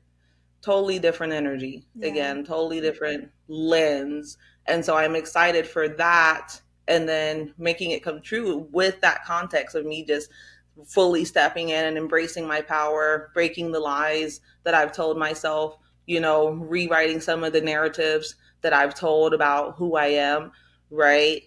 Redoing all of that and getting deep with myself. Like I'm getting so personal and internal and in tune this year. We did a human design. I was talking about my archetypes. I've got 3 of them. The medicine woman is one that I really want to tap into, and be whole with her. So that's fully part of that. I want to even just kind of throw on, while that is my context, It's with a layer because she said we can layer. And something that had started coming to me before I even thought about context or any of this towards the end of last year, especially as I dealt with some struggles towards the end of the year, was love, love, love, love. I just kept getting this frequency of love, whether it was through meditation or through meetings or as I had introspection, like praying, whatever it was, Brittany, it was love has Mm-hmm. just been this thing.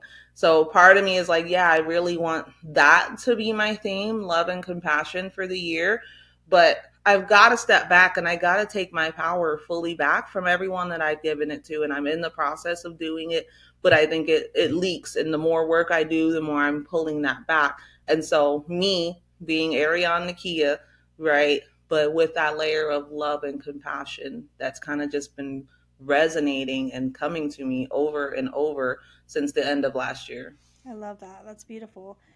I think that yeah, that's just it's so I love hearing that like you were able to come up with a context that really focuses on you and stepping into your power. It doesn't matter what you're doing. That is a perfect context. You can't break that.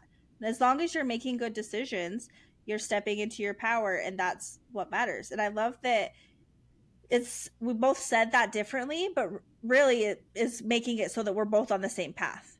We're just thinking of it in Yes. different ways, and Mm-hmm. it's such a beautiful thing.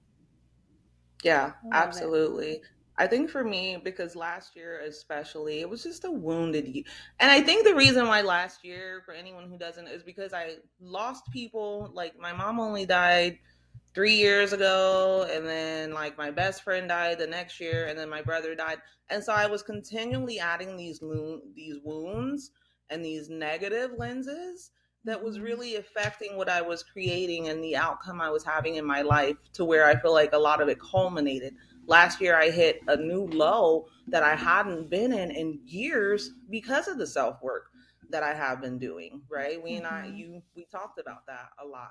And so, really, just getting out of that, right? And finding what I can do with these energies and how to transmute them, right? That for me, because part of that low was me not knowing who I am, right? Me guessing, me not trusting myself when really I'm so powerful. I'm naturally Mm-hmm. intuitive, right? It's part of my human design, it's part of being a six line, right? And so, really, I took all that power away from myself when I made certain decisions with my life. And I'm like, nope, you don't know what you're talking about. Nope, sit down. That, right? And I started telling myself all these negative narratives and giving my power just out, right? Yeah. You don't have it. You don't know what you're doing and things like that. And so me really saying, who am I, right?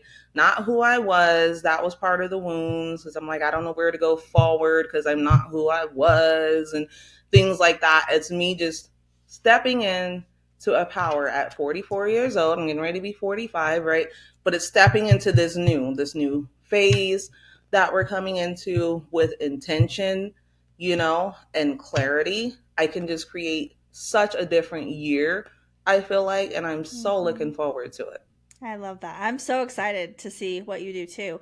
And I think like the biggest thing for me, because stuff like that happens and it pulls you back and you get kind of more negative, and that's why for me I watch Melanie's videos so often, because there's circumstantial power and then there's personal power, and personal power is being able to Mm, hold yourself in that level of positivity and gratitude and working hard. All of those things is personal power. But when yes. um bad things Yes. happen, that's your circumstantial power, where like if something bad is going on and you can't hold yourself to that same level, that's you losing your personal power, and you need to create Mm, circumstances around what's happening to grow that up. So mm, if I'm like feeling really sad and I'm living in a mess and I'm not watching positive things, and like I'm going to go like down, I'm going to not feel very good because I'm allowing my circumstances to be bad, which makes it harder to hold your personal power. So for me, I yes. noticed that if I don't watch her every day, I don't have to watch her every day now, but before, because when you first start trying to change your mindset, it's hard to hold those like hold the highs when you're also having lows in the Yes. duality. It's really difficult. Yes. So it was harder for me at Yes. first. So I would watch one of her videos from one of her programs every single day. And it would just be like my nighttime routine right before bed. I would watch one of her videos, go to bed. And it helped me stay in that level. And then I was like, I'm Yes. doing so good. I don't need this anymore. So I stopped watching. And I did well at first, but then it like started going down and down. It's because I hadn't learned how to use my personal power, and I relied on my circumstantial power. In my circumstances, Mm.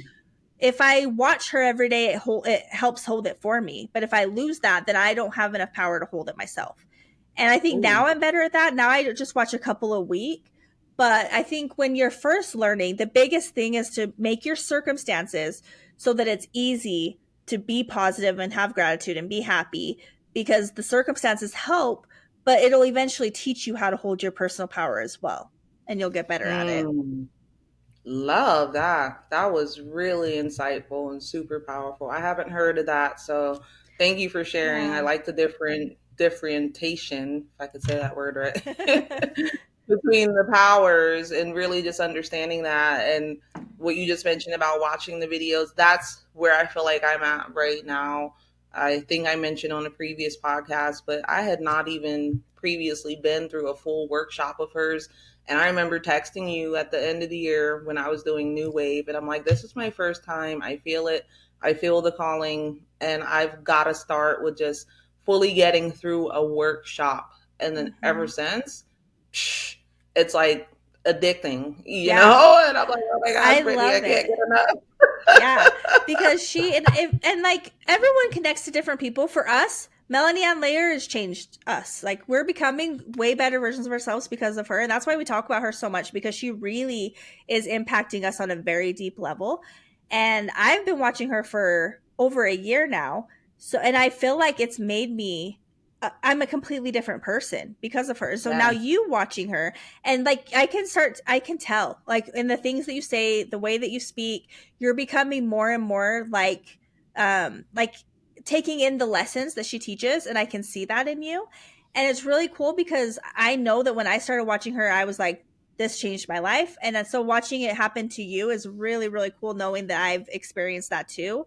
And I love that you love her and we can talk about it and share it together. It makes me happy. me too. I love that I have a best friend that cares that much about me.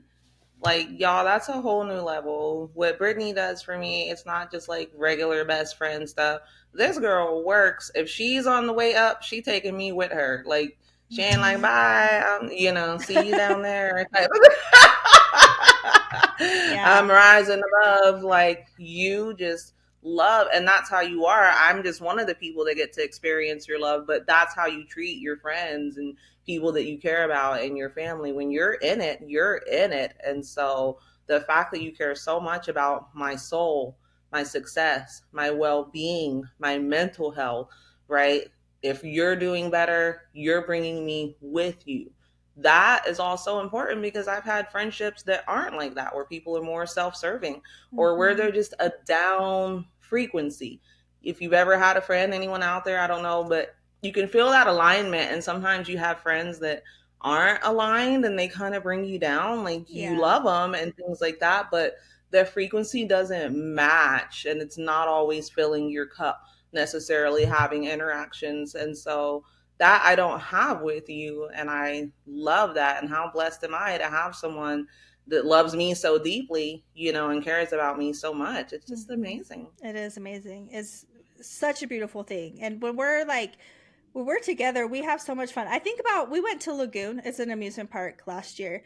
It was one of the best days of my life. Like we had so much fun, and they just like the people around us, like if you saw the way that these workers were treating us, and like we were getting on the rides, they were so hyped up and happy, and like all the energy around us was amazing. And I thought that it was just because they started doing like their frightmares, the Halloween stuff. And I was like, wow, they really got them to be really happy. But then I went with my kids multiple times after that, and it was not the same experience. And I feel like the energy that we have when we're together pulls it out of other people, because I don't get treated that way when I go with Yeah. anyone else. It was such an amazing day. And we're so lucky to have that. And I think that that also shows how important it is to find the right people for you, because some people don't appreciate that about me. Like everything that you just said, like I love so deeply and so fully, and I try to pull people up with me, but some people don't want to be pulled up. Some people like are annoyed that I'm like Yeah. trying to help them become better, and so I back off. But also Yeah. some people my love is overwhelming, and I'll talk to them. I talk to all of my friends the same way. I am a very loving person, and I like hype people up, I support people all the time. But to some people, that's overwhelming. And they're like, they have to take a step back because my love is too much for them. And they're just not used to Hmm. that. And if I didn't have the right people, that would make me feel bad. I would be like, I'm too much. I like, and it takes me back to like the thing that people say, like, if I'm too much, go find less. And that's so true because if I allowed myself to only be around those kind of people, I would be less of a person. But I don't Yes. have to be because I have people like you in my life who like hype me up and want me to be the best version of myself, and I just keep growing, and I recognize that those people are not the right people for me. So if you don't have people like that, I think just like focusing on things that fill you up, like eventually you're going to find your people. I never would have expected that the way that I would find my people, like my group of like my closest people, is through boudoir. Like through getting photo shoots, all of a sudden I meet all of these amazing friends who were like so incredible to me. Or I never would have expected that you, someone who when we first met we didn't even like each other, and then we were friends, and then we had a big fight, and I thought we would never talk again, and now you're our, other than my kids, the most important person in my life. Like I could have just allowed myself to be a different person, but because I kept trying to focus on myself and grow, I attracted to the right people to me. So if you don't have people like that, I think that Yes. just go places that, like, there's a dance class that I go to that the people there are incredible and it's so hype me up, and try to find things like that that make you really happy, and then sometime you'll Oh, find the I right people. And miss if you don't, that. the dance, I know. I went last week for the first time. Oh my gosh, Nikki. Cuz she was subbing like out by me. So it Mhm. was like only a 10-minute drive. Usually it's like a 35-minute drive for me to get to her. And so it makes me not want to go, especially in the winter. But so she was subbing out here, and I was like, oh, I gotta go. So she posted it like it was 6 o'clock when I saw it, and the class was at 8. So I told her at 6. I was like, I'm gonna be there. I'm gonna go. And then 8 o'clock comes around, and I have to leave because it starts at 8:30. And I was just like, 6 o'clock version of me was very wanting to do this. 8 o'clock version of me wants to sit my butt right here and watch TV. But because I told her I was going, I am very committed to when I say I'm going to do something, I do it. And so I was just like, oh, so I got up and went, and I was so happy that I did, but it was so Oh, hard to get my butt there. And then I almost died because I haven't done it in so long. I'm so out of shape. So I'm like sitting there trying to like breathe through this class. And the whole time I miss you every single second, because going with you is like, I just love your energy so much. And then afterwards, we would sit in the sauna and talk. It was just a whole different vibe. And so the whole yeah. time, like every single minute, I'm doing these moves, and I'm like, I look like a fool. And if Nikki was here, we would be laughing. I miss you so much. But I was glad that I went. But just being around like that energy, I'm not friends with anyone there, not like real friends where we talk a lot and like see each other outside of that. But the energy there is really good. And so if you find things that just make you feel good, even if you can't find people in your life, like we are lucky to have found each other. Some people don't ever find that. But if you can Yes. do things to focus on yourself, you love yourself enough that it feels as good as friendships and stuff like that. And I just really believe that you attract the right people as long as you get there. Yes. And we are, I like that you mentioned that and brought that up because you and I are like an energy vortex. How you talked about the lagoon and the experiences being different. When you find your people, it creates that vortex, like, Yeah. and the energy's up. And this is everywhere me and Brittany go. This isn't like just Mm-hmm. lagoon. Anytime we go somewhere, the experience is beyond because people are like, ah, and they're talking and they're open. And it's like this amazing thing whether it's the gym, like when we used to go to class together. Remember, remember we would go. What was that Zumba? What were we going to? And the ladies were so excited for us. We're like, we're gonna keep coming back, and we didn't go. Oh my gosh, I forgot. It was high fitness. We we went to this high fitness class, And it was so hard, dude. It was so hard. And we had done high fitness before, and we were in pretty good shape at that point because we went to classes all the time. And at the end, everyone was so excited, and they put us in this group chat. And they're like, "We gotta text you so we know when we all could come together." So we get in this group chat, and they're like talking all the time about when we're gonna go something. Me and Nikki never said a word.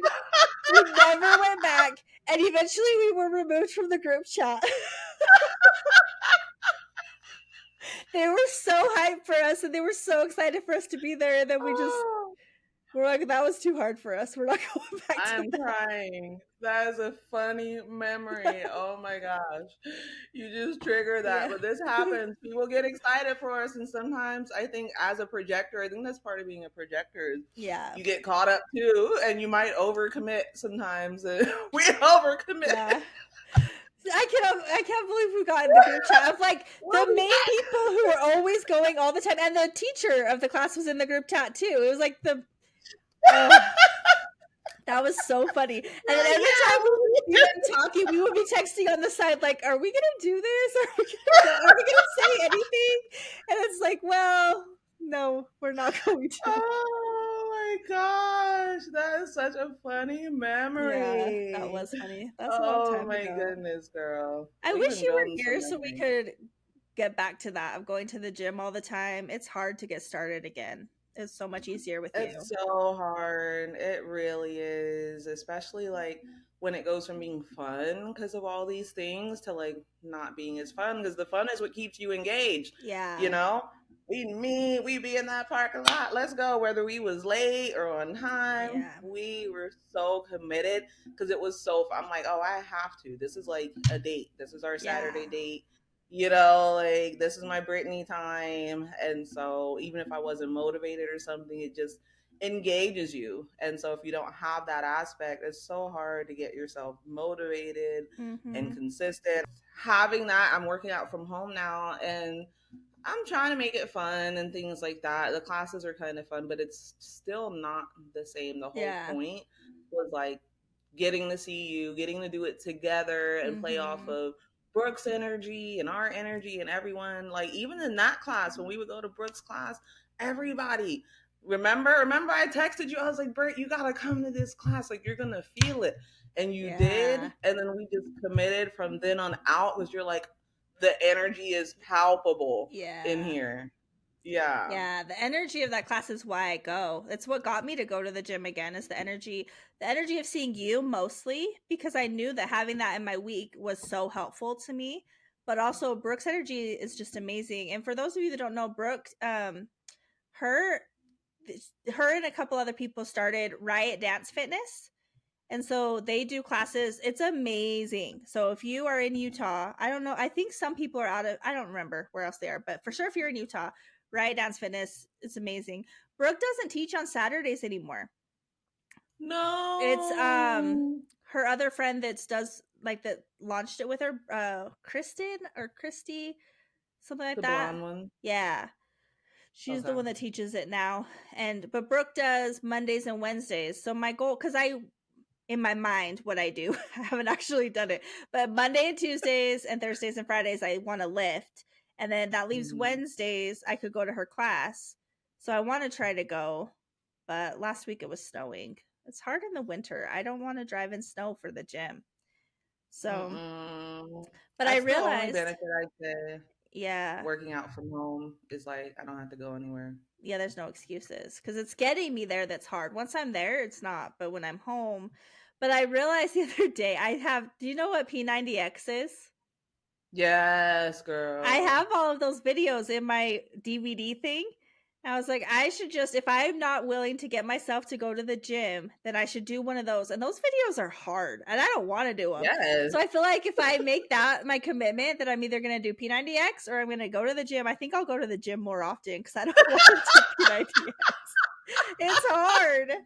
But at least then when it's snowing and Girl. stuff, I can stop having excuses. So that's what I'm going to try. I'm committing to that. If I don't go to the gym, at least Monday, Tuesday, Thursday, and Friday. Those are my days I have to. And then Wednesdays and weekends, I don't want to. Like on Saturdays, I like going to classes. but I don't want to make it so that I have to. I feel like if at least I'm lifting 4 times a week and I'm doing cardio, Hmm. and on Wednesdays I go to the dance class, I think that's enough. Yeah, So that's what I'm gonna I try think to that'd do. be dope. Put in that Girl, I've been P90X. working out. I'm like, realizing how out of shape I let myself get. Yeah, me too. I realize it when I do laundry because at my brother's house, I'm in the basement and then there's the main level and then the laundry is in the top level. So it's 2 flights of stairs I have to go up to switch the laundry. By the time I get up there, girl, I'm like, I need a break. It's so hard. Like, this is how I know that I need to get my butt to the gym because just carrying this laundry up here feels like I just ran 7 miles.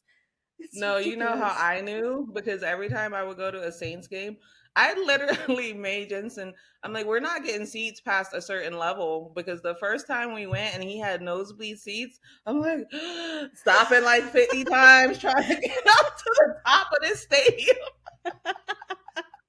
every time. And then you got to pee, you got to go all the way back down and Yeah. come on.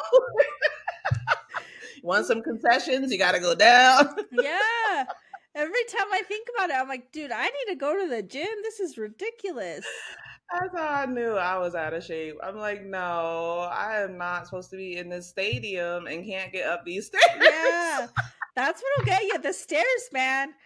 Just the 2 flights of stairs. And the stairs here are steep and there's a lot of them. So like 2 flights doesn't sound like a lot, but it's like it's brutal. I, Yes, especially I need carrying to. some laundry. Yeah.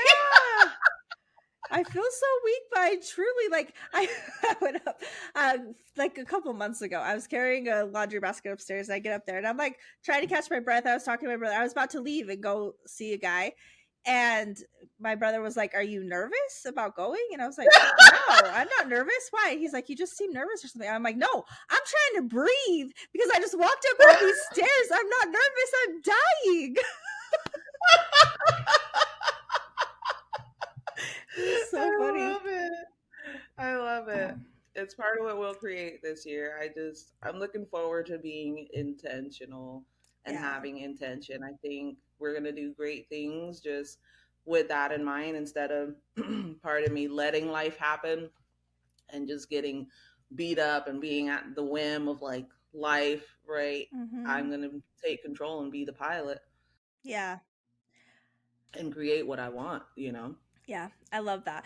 And I think that where we're at, because we've like been taking our time with the new year and like we took the time to reflect, we haven't really gotten into making our goals moving forward. I think that's what we'll do next week. We can Next talk more time. about that because I Yeah. haven't even thought about it Mm-mm. of what I want to do this week. Because I've been trying No. to enjoy what last year offered, trying to soak in the Yes. lessons, trying to make sure that I am moving into this new year with the right energy. And so I think that it's been so helpful. But I'm excited this week to figure out what I want to do moving forward. I don't work until Wednesday.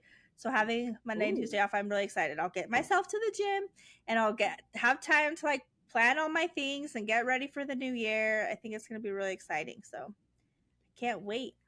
love it. That's a great idea because, yeah, this week, our focus was really just, which I don't think I've ever done, is properly close out and release and get rid of everything, you know, the good, the bad. She did that visual. You're plucking the things off the tree. Did you do that one? I And did, you put yeah. it in a basket. I cried on that one Yeah. because just releasing Oh. again, something I haven't done before. So this week, that was definitely more of our focus was really properly, truly, and completely closing out 23 so that we can start with a fresh, clean slate for 24 and not bringing in stuff we didn't want from last year. I think that's Mhm. what people miss a lot when they do the Yes. resolutions, right? Is they totally don't. I know I never did. I never bothered closing out and releasing, right? And so Mhm. you're just like, oh, I just got these new things. I'm gonna just add on and my Yeah. resolutions, and you're mad why they don't work and why you don't stick to them because you didn't properly get the things in order from the year before. You didn't learn the lessons and so forth. Yeah. And so that was this week was really just closing it out, feeling good, getting our energy right so that we Hmm. can. So definitely next week we'll get more into goals and things going forward, what Yeah, that's going to look like. I'm excited. I was just about to say the same thing about the resolutions because people don't take their lessons and like learn, and like you aren't going to go into a new year and magically become a new person. That's not how it works. And that's why we're at the point of the year, people are already failing their resolutions, giving up. Like by this time, it's really a lot of people have quit. And it's because, and we haven't even figured out our goals. Like for us, it's not resolutions. Like we're in the process of changing our life. We work on it every day. And a new year is just a point to think about the last year, learn those lessons, and then what we want to do with those lessons moving forward. And it's like a really big process. And I mentioned a little Yes. bit last week, I haven't really felt that like going into a new year feeling of like, oh, it's a new year, so exciting, and I can become something different because I focus on it every day. Every day. There's not a day that goes by that I don't think about what I want, what I'm doing, what like all of those things. And so a new year really doesn't change anything other than taking the time to take this process, reflecting on the Yeah. previous year, and then my goals for this year. It's not like I'm going to do this many times a week. That's not how we do it. It's more like Right. figuring out by the end of the year, I want to have accomplished this. So I need to, if I want to accomplish this by the end of the year, I have to do all of these steps to lead to that. So I need Yeah. to do this step by this time and this step by this time. And it's all leading towards where I want to end up. And rather than just like, I'm going to go to the gym every day. Like, it's not the same.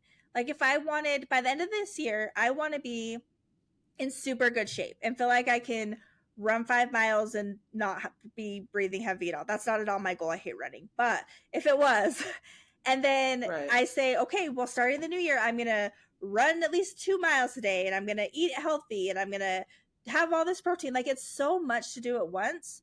But if you think about by the end of the year, I want to be able to do this, okay, then I need to start eating healthy now. And then that's step one. And then by February, I need to start going for walks every single day. And then by March, I need to be going for a run, like maybe run half the time and walk. And like it slowly builds to what you want instead of just like, okay, January 1st, I'm going to do all the things. And then you burn yourself out and Yeah. you fail quickly. It's not the same. Yes. Yes. I love that you said that and brought that up because that is one of the biggest problems in the resolution is taking on too much, doing it Mm-hmm. all at once, 0 to 100, magically feeling like, oh, I was this person last year. Suddenly on the first, I'm a brand new person. I just Mm-hmm. flipped the switch when the new year flipped, right? I think that's how resolutions are approached and how we're taught and how society kind of tells us to do it, you know? And it's not that at all. It's a constant creation, it's a constant developing of what you want to get that ultimate picture. Something that Melanie said that really resonated was manifesting the skills to have the things and creating the person that can hold the things. So, Yeah. again, taking away from resolutions, I can't be like, my resolution is to earn $1 million in my business this year, right? That's I gotta manifest the things. And so it's looking at it more like that. What type of person do I need to be that can hold that power of having a business that's generating millions of dollars a year? Right. Totally different lens. And so I like that you brought that up because that's the thing. And you wonder why you fail and then you're mad, right? And I'm again replaying my past years and my past failed resolutions. And that was the energy and the mindset, right? Mm-hmm. Oh, I'm just brand new. New year, new me. No. Yeah. If you weren't working on yourself, you can't suddenly just be instantly different, right? You got to Right. gradually. Self work is continual. If there's one thing y'all get, it's constant. Brittany was just saying that, right? If she stops XYZ, she feels herself going into a lower frequency. So it's definitely like a constant. Your theme for the year, evolution and growth over a lifetime, right? She wants to constantly move forward. It's always going up and seeking. It's not like I'm going to lose 50 pounds this year. It's like, who do I want to become so that Yeah. I can be healthy and fit? Or how do I want to look and feel at the end of the year? Like, totally different things. Yes, exactly that. And for me, one of the really big things that made a difference, so there's so many different ways that people look at archetypes, right? There's so many different ones, but the ones that resonate with me are what Melanie talks about, the badass, the boss, and the goddess. And she also added another one, but I'm going to talk about those three. For me, that was one of the big things that was messing me up because so the badass, oh shoot, I don't even remember which is which. I might say these in the wrong order, but you'll get the point. So the badass is like the person who does things. Like you sit and you do and make things happen and you're like doing. The boss is like planning what needs to be done. It's like a mixture of the badass and the goddess, and I could be mixing up badass and boss, but so then this one is like you're using part of you is the badass still because you're planning and you're writing things down and you're doing things. And part of you is goddess because you are sitting in that energy of planning. So it's like a mixture, right? And then there's the goddess of just like leaning back into your feminine energy and allowing things to happen and allowing things to come to you. And I wasn't like, if you don't have use all of those equally, then it'll mess you up. Like if you're sitting in badass energy and you're going, you're going to burn yourself out. You can't do that. If you're sitting in the boss energy and you're just planning, but you're not doing and you're not sitting back and allowing things to come, nothing's ever going to happen. Nothing's going to go anywhere because you can plan all you want. You can sit and you can write out everything you want to do, everything that you want to make happen. But if you don't make it happen, it's not going to do anything for you. And if you're not sitting in your goddess energy, you're not embracing the feminine in you, which as women, we have to embrace that feminine side to attract things to us. So Yes. that's what's made a really big difference in me achieving what I want because I have like one day a week I'll sit in my boss energy and I'll plan out everything and I'll figure out what I want to do that week or however long I want to plan it out for, what I think will help improve things. But then like most of the week I'm in my badass energy where I'm making things happen. I'm doing things, I'm posting on social media, I'm Yeah. editing things, I'm doing things to lead towards where I want to be because I took that day to plan them. And then I always have Sundays. Well, it's been different lately because I've been editing. I've been trying to figure out a balance. But normally, Sundays is my day to sit in my goddess energy and I'll do like face masks and I sit and relax and like journal and do all this. So I have a day where I'm sitting in my feminine energy and soaking that in. And I think that balancing those energies has made such a difference in my life because you can't sit in either. If you're sitting goddess all the time, you're not doing anything. You're just sitting there and your life is not improving. So you have to really take all of those into account. And that's how you make things happen. And that's how you make your dreams come true and become who you want to be. Yes, love that. Love the breakdown. I love how you explain how they each work for you because that's what we're trying to do is create the life that we want by tapping in to these energies. I like that you mentioned women being the receiver and the goddess energy because women, we're literally built to be receivers, right? Mm-hmm. Sexually, no matter how you look at it, like it's who we are. So if you imagine tapping in as a woman to what you're built and born to do, you can really attract a lot of things. So that's part of the journey that I'm really enjoying is tapping more into being able to energetically align with some things, but also just balancing those three archetypes. Like you said, you can't be in any one any too long. And I feel like I've stayed in either the goddess or like the boss stage a lot of my times. I haven't had a lot of doing. Doing comes hard as a projector. I admire Mm-hmm. Britney because this girl is a doer. You would think you have generator energy, but she's actually a projector. And so that's one of the things I'm looking to have more balance in Mm-hmm. 24 going forward as I plan is more of the badass energy, more of the doer, a little bit more of that masculine in that sense, just of doing, not masculine in Right. the wounds of the masculine, because I have held on to a lot of those, but just tapping in and really making things happen. Yeah. For me, it's the goddess because I am planning all the time. I'm doing all the time, but I have to make sure to find time for myself to sit in that goddess energy. And I think that's why I've struggled a lot the last month. When my kids are home all the time, I don't take that. I'm always a mom, I'm always doing things. Mm-hmm. But when they Mm-hmm. go for the weekend, I really focus on myself and stuff. And I think that's what makes me feel like I'm like having a hard time because I'm not tapping into that goddess energy.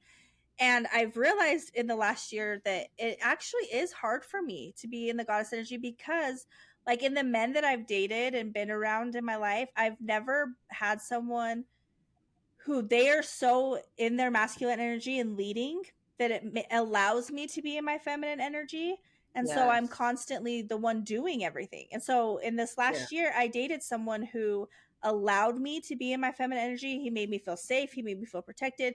When he is Yes. telling me like things that he thinks that I need to do differently, like he, just recently, he told me I was working too hard and I needed to like take a step back because I'm going to burn myself out. And like, Hmm. I knew that myself, but that's because have always had to do that for myself and bring myself into that masculine energy. But everything that he says just makes me like take a step back and allows me to be treated like I am a woman who, like, Yes. I've never experienced that. And it's been Yes. hard for me. Um, just because I have a hard time, like, even like in dating, I'm always the one like reaching out and like because I have been used to that of people who don't give me any effort back. And so having someone who's allowing me to tap into that it's made me realize that it's a wound that I need to heal and that it's something that I need. Like, I'm not going to be in the right relationship and find the right person until I learn how to allow myself to embrace my feminine energy and allow other Yes. people to take some of that off of me so I don't have to be so masculine all the Yes. time. Yes, yes. So, Love that. I think that's going to resonate with a lot of women out there because it's hard. You don't necessarily always want to be in that masculine, but as a mom, right, the mothering is actually a masculine energy, I've yeah. learned. And so, yeah, I saw a lot of that in myself, especially as a single mom. And you're like, I always got to be in this energy, Mhm. of like doing and taking care and like, guiding the kids and all the things. So I'm glad that you really, took a second to let people know what that's like for you. Yeah. And I never would have even realized that that was something that I struggled with had someone else not made it so that I felt safe to be in that energy and realize, like, whoa, this is where I'm supposed to be. And it kind of like scared me a little bit, but I'm like, this is how I'm supposed to feel when I'm dating Yes. someone. And I have never felt this before. And it's strange. And so now, like, and I feel it. It's crazy to me because when my kids leave, I literally feel the weight come off of my shoulders. Like, nothing changes. They leave and I'm like, see ya. But like, there's just like something about you when you're with your kids where you're like, you have to protect them. You have to know where they are at all times. Even when they're upstairs in their room, it's not the same as when they leave the house. And if they're at their friend's house, it's not the same as when they're with their dad. Because if they're at their friend's house, they could call me at any second and I need to go get them. Or I need to make sure that they're safe. I need to know where they're at. Like, it's not just about them being in my presence. It's about when they're with their dad, he takes that over and he's the one that Yeah. has to feel that. And I get to Yeah. just I feel it come off my shoulders when they leave. It's so strange. I'm instantly more relaxed. It's just because I'm taking off the mother hat and Yes. I feel just like I can really relax. So even like Love that. subconsciously, even when you're not sitting there being a parent and like teaching them and like the things that you really have to do, even if they're in a different room and you're journaling, that energy is still there somewhere in you of your being a mom in this Mm. moment. Love, love, love, love that and your perspective on it. Tell me about Goddess Day. You said Sundays are usually your Goddess Day. And I Yeah. heard that term recently as well. And I'm like, ooh, what is this I need to be I love. doing? It's really a day where I refuse to do anything normally. Like, I won't open my computer and work on things that I need to work on. Like, I try to make sure Ooh, that, like, sometimes it's just watching movies all day. Sometimes I'll go to like Trader Joe's and get myself some flowers and get some snacks that I want and then go to a bookstore. Like, so it's not always just sitting home and watching movies, but a lot of the time it is because I'm exhausted and I just want to sit at home. yeah, But I'll like take a shower and I'll make sure to do a face mask and I'll like plan out my week, like not in a way of like planning, but like in a way of like what I'm gonna do for my self love this week. And I just really focus ooh, on like and that is a little bit more of the boss energy, but it's still like I don't have to be 100% goddess all day, but the majority of the day yeah, I am. And it's just taking a step back and not letting myself do. Like yesterday when my kids left, I wasn't expecting them to leave until tomorrow. And he just Mm-hmm. happened to pick them up from school. So all of a sudden I was like, oh my gosh, I don't have anything. So I put my phone away, I put my computer away, like on the other side of the room so I didn't get tempted to open it. And I just sat and watched a movie, and it was the first time, I swear, in like a month that I have felt like I could just like let my brain turn off and relax, because I've Mm-hmm. been working too much and I've been just like Yeah. doing too much. And so I didn't post very much on social media. I didn't like really do Mm-hmm. anything except just sit, and it like filled me up. I just feel so much better. Like it's so important to take time to do those things where it doesn't have to be anything big. You don't have to do a whole big like take a bath and have bubbles, and like it doesn't have to be this huge thing. It just needs to be Mm-hmm. where you're turning off your badass and your boss energy. So you're not planning, you're not doing, you're just sitting and allowing yourself to sit in that energy of not doing, and no, and just whatever makes you happy, whatever fills you up, that makes you feel good when you're at home.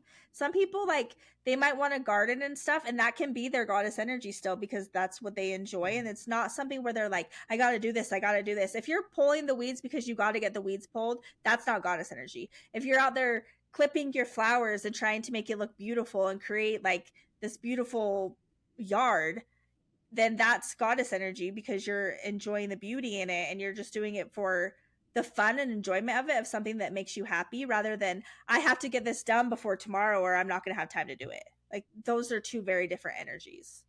Love that. I'm definitely going to put that in my repertoire. I like how you explained just letting go, because I think we don't, especially if you're working full time and you got kids and all the hobbies and all the things, right? You do go. And so I like that idea of just nothingness and sitting with yourself for at least one day out of the week, if possible, half a day, however much time you can carve. I Yeah. really like that of just being like, I'm going to not do, you Yeah. know? And it also Yeah. makes it like it's easier for me to go the rest of the week, because I had a day to just sit and reflect on myself. And then I know I can push through a week, and then I have another day of sitting in my goddess energy. Whereas if I don't have like the day of like being in my goddess energy, I burn out because I'm constantly going and going and going. And then I end up, I don't want to do anything, and I just completely shut down and I stop doing all the things that mean a lot to me, because I haven't been taking that time to focus on like, this day is the day to be in my goddess energy, so the rest of the week I can go. Because otherwise I'm trying to fit goddess energy into every day, and then every day when I get off of work, I don't want to keep going, I don't want to go to the gym, I don't want to do all these things, because I need some time to sit and turn off my brain. But if I give myself that time to turn off my brain, then it doesn't feel like I need it through the rest of the week, and I can get a lot more done. I love that. And actually, as I listened to you, you sparked something else, right, for how I can make it applicable to me. And I think having a day for me of badass energy, right, since that's the one that I struggle with, is the doing Mm-hmm. and the executing. I think that would be nice. So I'm gonna kind Yeah. of explore and play around with just dedicating some days, especially because I have the free schedule where I can play around with that and really Mm-hmm. just trying to tap into certain things. Something I really became really intentional about this week too is as I'm creating and working on the things with myself, doing it around the moon cycles and like what can I create on this moon. So right now the moon is in Aquarius and I am in Aquarius. So I've been trying to be intentional yesterday and today to really create the things. But that's one of the things that I struggle with is I'll go 0 to 100 on things and then I burn out quick. And just having that consistency, I'm sure I've mentioned it in previous podcasts, but that's something I'm working on for myself is being consistent in certain areas. And I think playing around with having days for doing things can really help me, Mm-hmm. like this is the day I'm just going to do. Because, like I said, for me, I'm kind of the opposite. I'm always in goddess energy. Like, I'm a Yeah. projector, bitch. It should just be like Yeah. supposed to just come into my orbit. Like, Yep. That makes so much so sense, yeah. because that used to be what I struggled with too. I used to not do anything. And so that was the first step I had to take. And back then, I had a day for my badass energy, and it was on Saturdays. I would film all of my content, edit all of the videos. Like I did everything on Saturday because my kids weren't here. And so I took that day to do everything, Mhm. because then the rest of the week I would have all of my content made, and I would just post through the week, and it didn't feel as hard to me because I took that day to really do all of that. Yeah. And that's what got me like Yes. more in like being able to do it, because I learned how to do it that way, because I spent the time taking the dedicated time to learn how to do those things. But then Yes. eventually it became so easy to me that now I just like, I don't edit in one day. I do it like throughout the week. Whatever I want to post that day, I edit that day. And I just do it through the week Hmm. because I've gotten so used to it. It's not hard for me anymore. But when it was hard for Nice. me, I did it all in one day because I pushed myself to get it done. So I think like I used to be exactly where you're at, and now it's just that I need to focus on the goddess because I've overcompensated. So we Yeah. just go through different stages of our life of different things, and the thing that you need to focus on will change. So you just got to do what Yeah. works right for you, show up in the way that you can show up, and just get better all the time. Just always getting better. Yeah. Yes. I think something that came up for me that I've kept to heart is nothing is ever going to be 100% balanced at all times. Like, it's just not Yes. possible. It's not going to be, I got A's across the board. I'm juggling all the balls at once, right? And I'm on a unicycle and I'm singing, right? Yes. Like, I mean, the point is the journey and the working and the doing and realizing and bringing that awareness when something is feeling out of aligned, especially if it's severely feeling out of aligned. And so I Yes. like that you mentioned that and brought that up. Like it's just different stages, different, right? This is what you're aware of now. Hey, I want to tap into goddess energy, Yep. right? Is more of what's kind of coming up. So I think just us having that constant awareness, Mm-hmm. what part of me is feeling like it's out of balance and how can I bring that into alignment, you Right. know? Yep. And that's, I mean, that's what we're always doing, always figuring it out. That's how we figure out how to be better. We notice where we need to improve, and then we focus on that. And then what we need to improve will change, and then we focus on that. And that's how we've become just amazing people. Yay. Yeah. All right. Well, I think that's all I Yeah, have. me We had a too. lot this week. We did. We went for a I was while, saving it but up. I couldn't wait. I was trying not to text you I know. about the things. I'm like, but Yeah, I just want to talk about it I all when I know. see her. Me too. It stops me from saying things to you all the time because I'm like, we got to talk about it when we film it. But this was a good Yeah. week. I'm really grateful that we have been able to do that together. I'm super excited. Right now, I'm going to go pick up my pictures. When you mentioned that the next one's a vision board, I was thinking maybe I would wait, but I think I'm going to go get my pictures and then I'll focus on the vision board stuff and later today.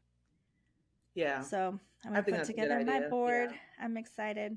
Maybe I'll just post it. I'll Yeah. just post it so I don't have to show it next week. Like I'll show it, but also I'll just post a picture.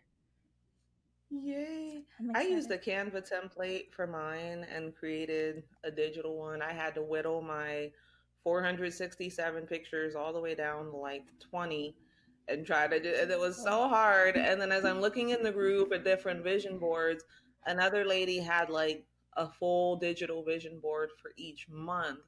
And I'm like, dang it, I Oh, should have did that. Hers is so much cooler. yeah. That's I okay. had to Next whittle time you do down it, and you're going to cut out know. all the moments. Yeah. I love that. But that's a good thing, I think, like going forward is like do that every month. Every month, like figure out what you want to do and like reevaluate all of that. And that's how, I mean, that helped me a lot. There was a few months that I didn't do it, and now those are the months I didn't get very much done. Yeah. So it just helps stay in Yeah. that mindset of learning from your month and then taking forward what you want and releasing what you don't every month. It doesn't have to, you don't have to wait for a new year. Some people like, I see so many people post like, well, it's been a couple days. This isn't my year, 2025. That'll be my year. And I'm just like, I know Yeah. it's a joke, but I don't even think like I wouldn't want to put that out there at all, because that's like in your mind, and you don't have to wait for another year. Like tomorrow's a new day. Tomorrow you Yes. can change. Tomorrow you can do better. It Yes. doesn't have to be well, this year is done. Let's try again next year. Like, that's not how you grow through life. That's how you just live Love it. through life. So, Love it. I feel yeah, empowered already. yeah, this is good. I'm excited next Yeah. week to have more to talk about planning our year and how we go through that process. It'll be fun. Yay. It will. We're going to have so much. If we had this much today, y'all can just imagine how Yeah. much and how many breakthroughs we'll be having. I love that we're doing this together. Hmm. And I love our calls. Yeah, me So too. this is my Makes me time to check happy. in each and every week. I look forward to it so, so much. Yeah. And just giving you some appreciation there. Thanks for keeping us close, even though I'm far. Yeah, I appreciate it so much. And last week really made me realize how much it means to me because we did do an episode last week, but I had so many technical issues that I was just so frustrated the whole time. And we had Mhm. someone else, so we had like a topic that we were like sticking to and talk. So it wasn't like us taking the time to really catch up and Pushing. talk. Yeah. So even though it was beautiful, other than the technical issues, and I enjoyed it, it's not the same as when we talk and we get to catch up and like I just think that our friendship is just it's super powerful. It's really amazing and I love that people get to see that and it makes me feel really good. I was so excited for this week because it feels like it's been like 2 weeks and Yeah. I was excited. I appreciate you a lot. Yay. All right. Well, I guess that is it, ladies and gentlemen. So thanks for tuning in to Manifest Her. Once again, I am Nikki Dimitri, and that's Brittany Lee. Catch us. I don't know. Just catch us. I thought I had something clever. And I I'm was like, like, is she done? Is she ah. gonna say something? Yep. Catch us. We will see you next Tuesday at now I lost my train of thought. What time do we post? I've been trying to say in Eastern Nine, time because that's what most one. people think of. It's 1 Mountain Standard Time, so 3 Eastern. So next Tuesday at 3 interest Eastern. What is wrong? Good thing it's the end of the thing because now I can't speak. Yeah, Tuesdays. We'll see you next week. Catch us. Thank you, thank you, thank you. Okay, Catch bye. us. Bye, everyone.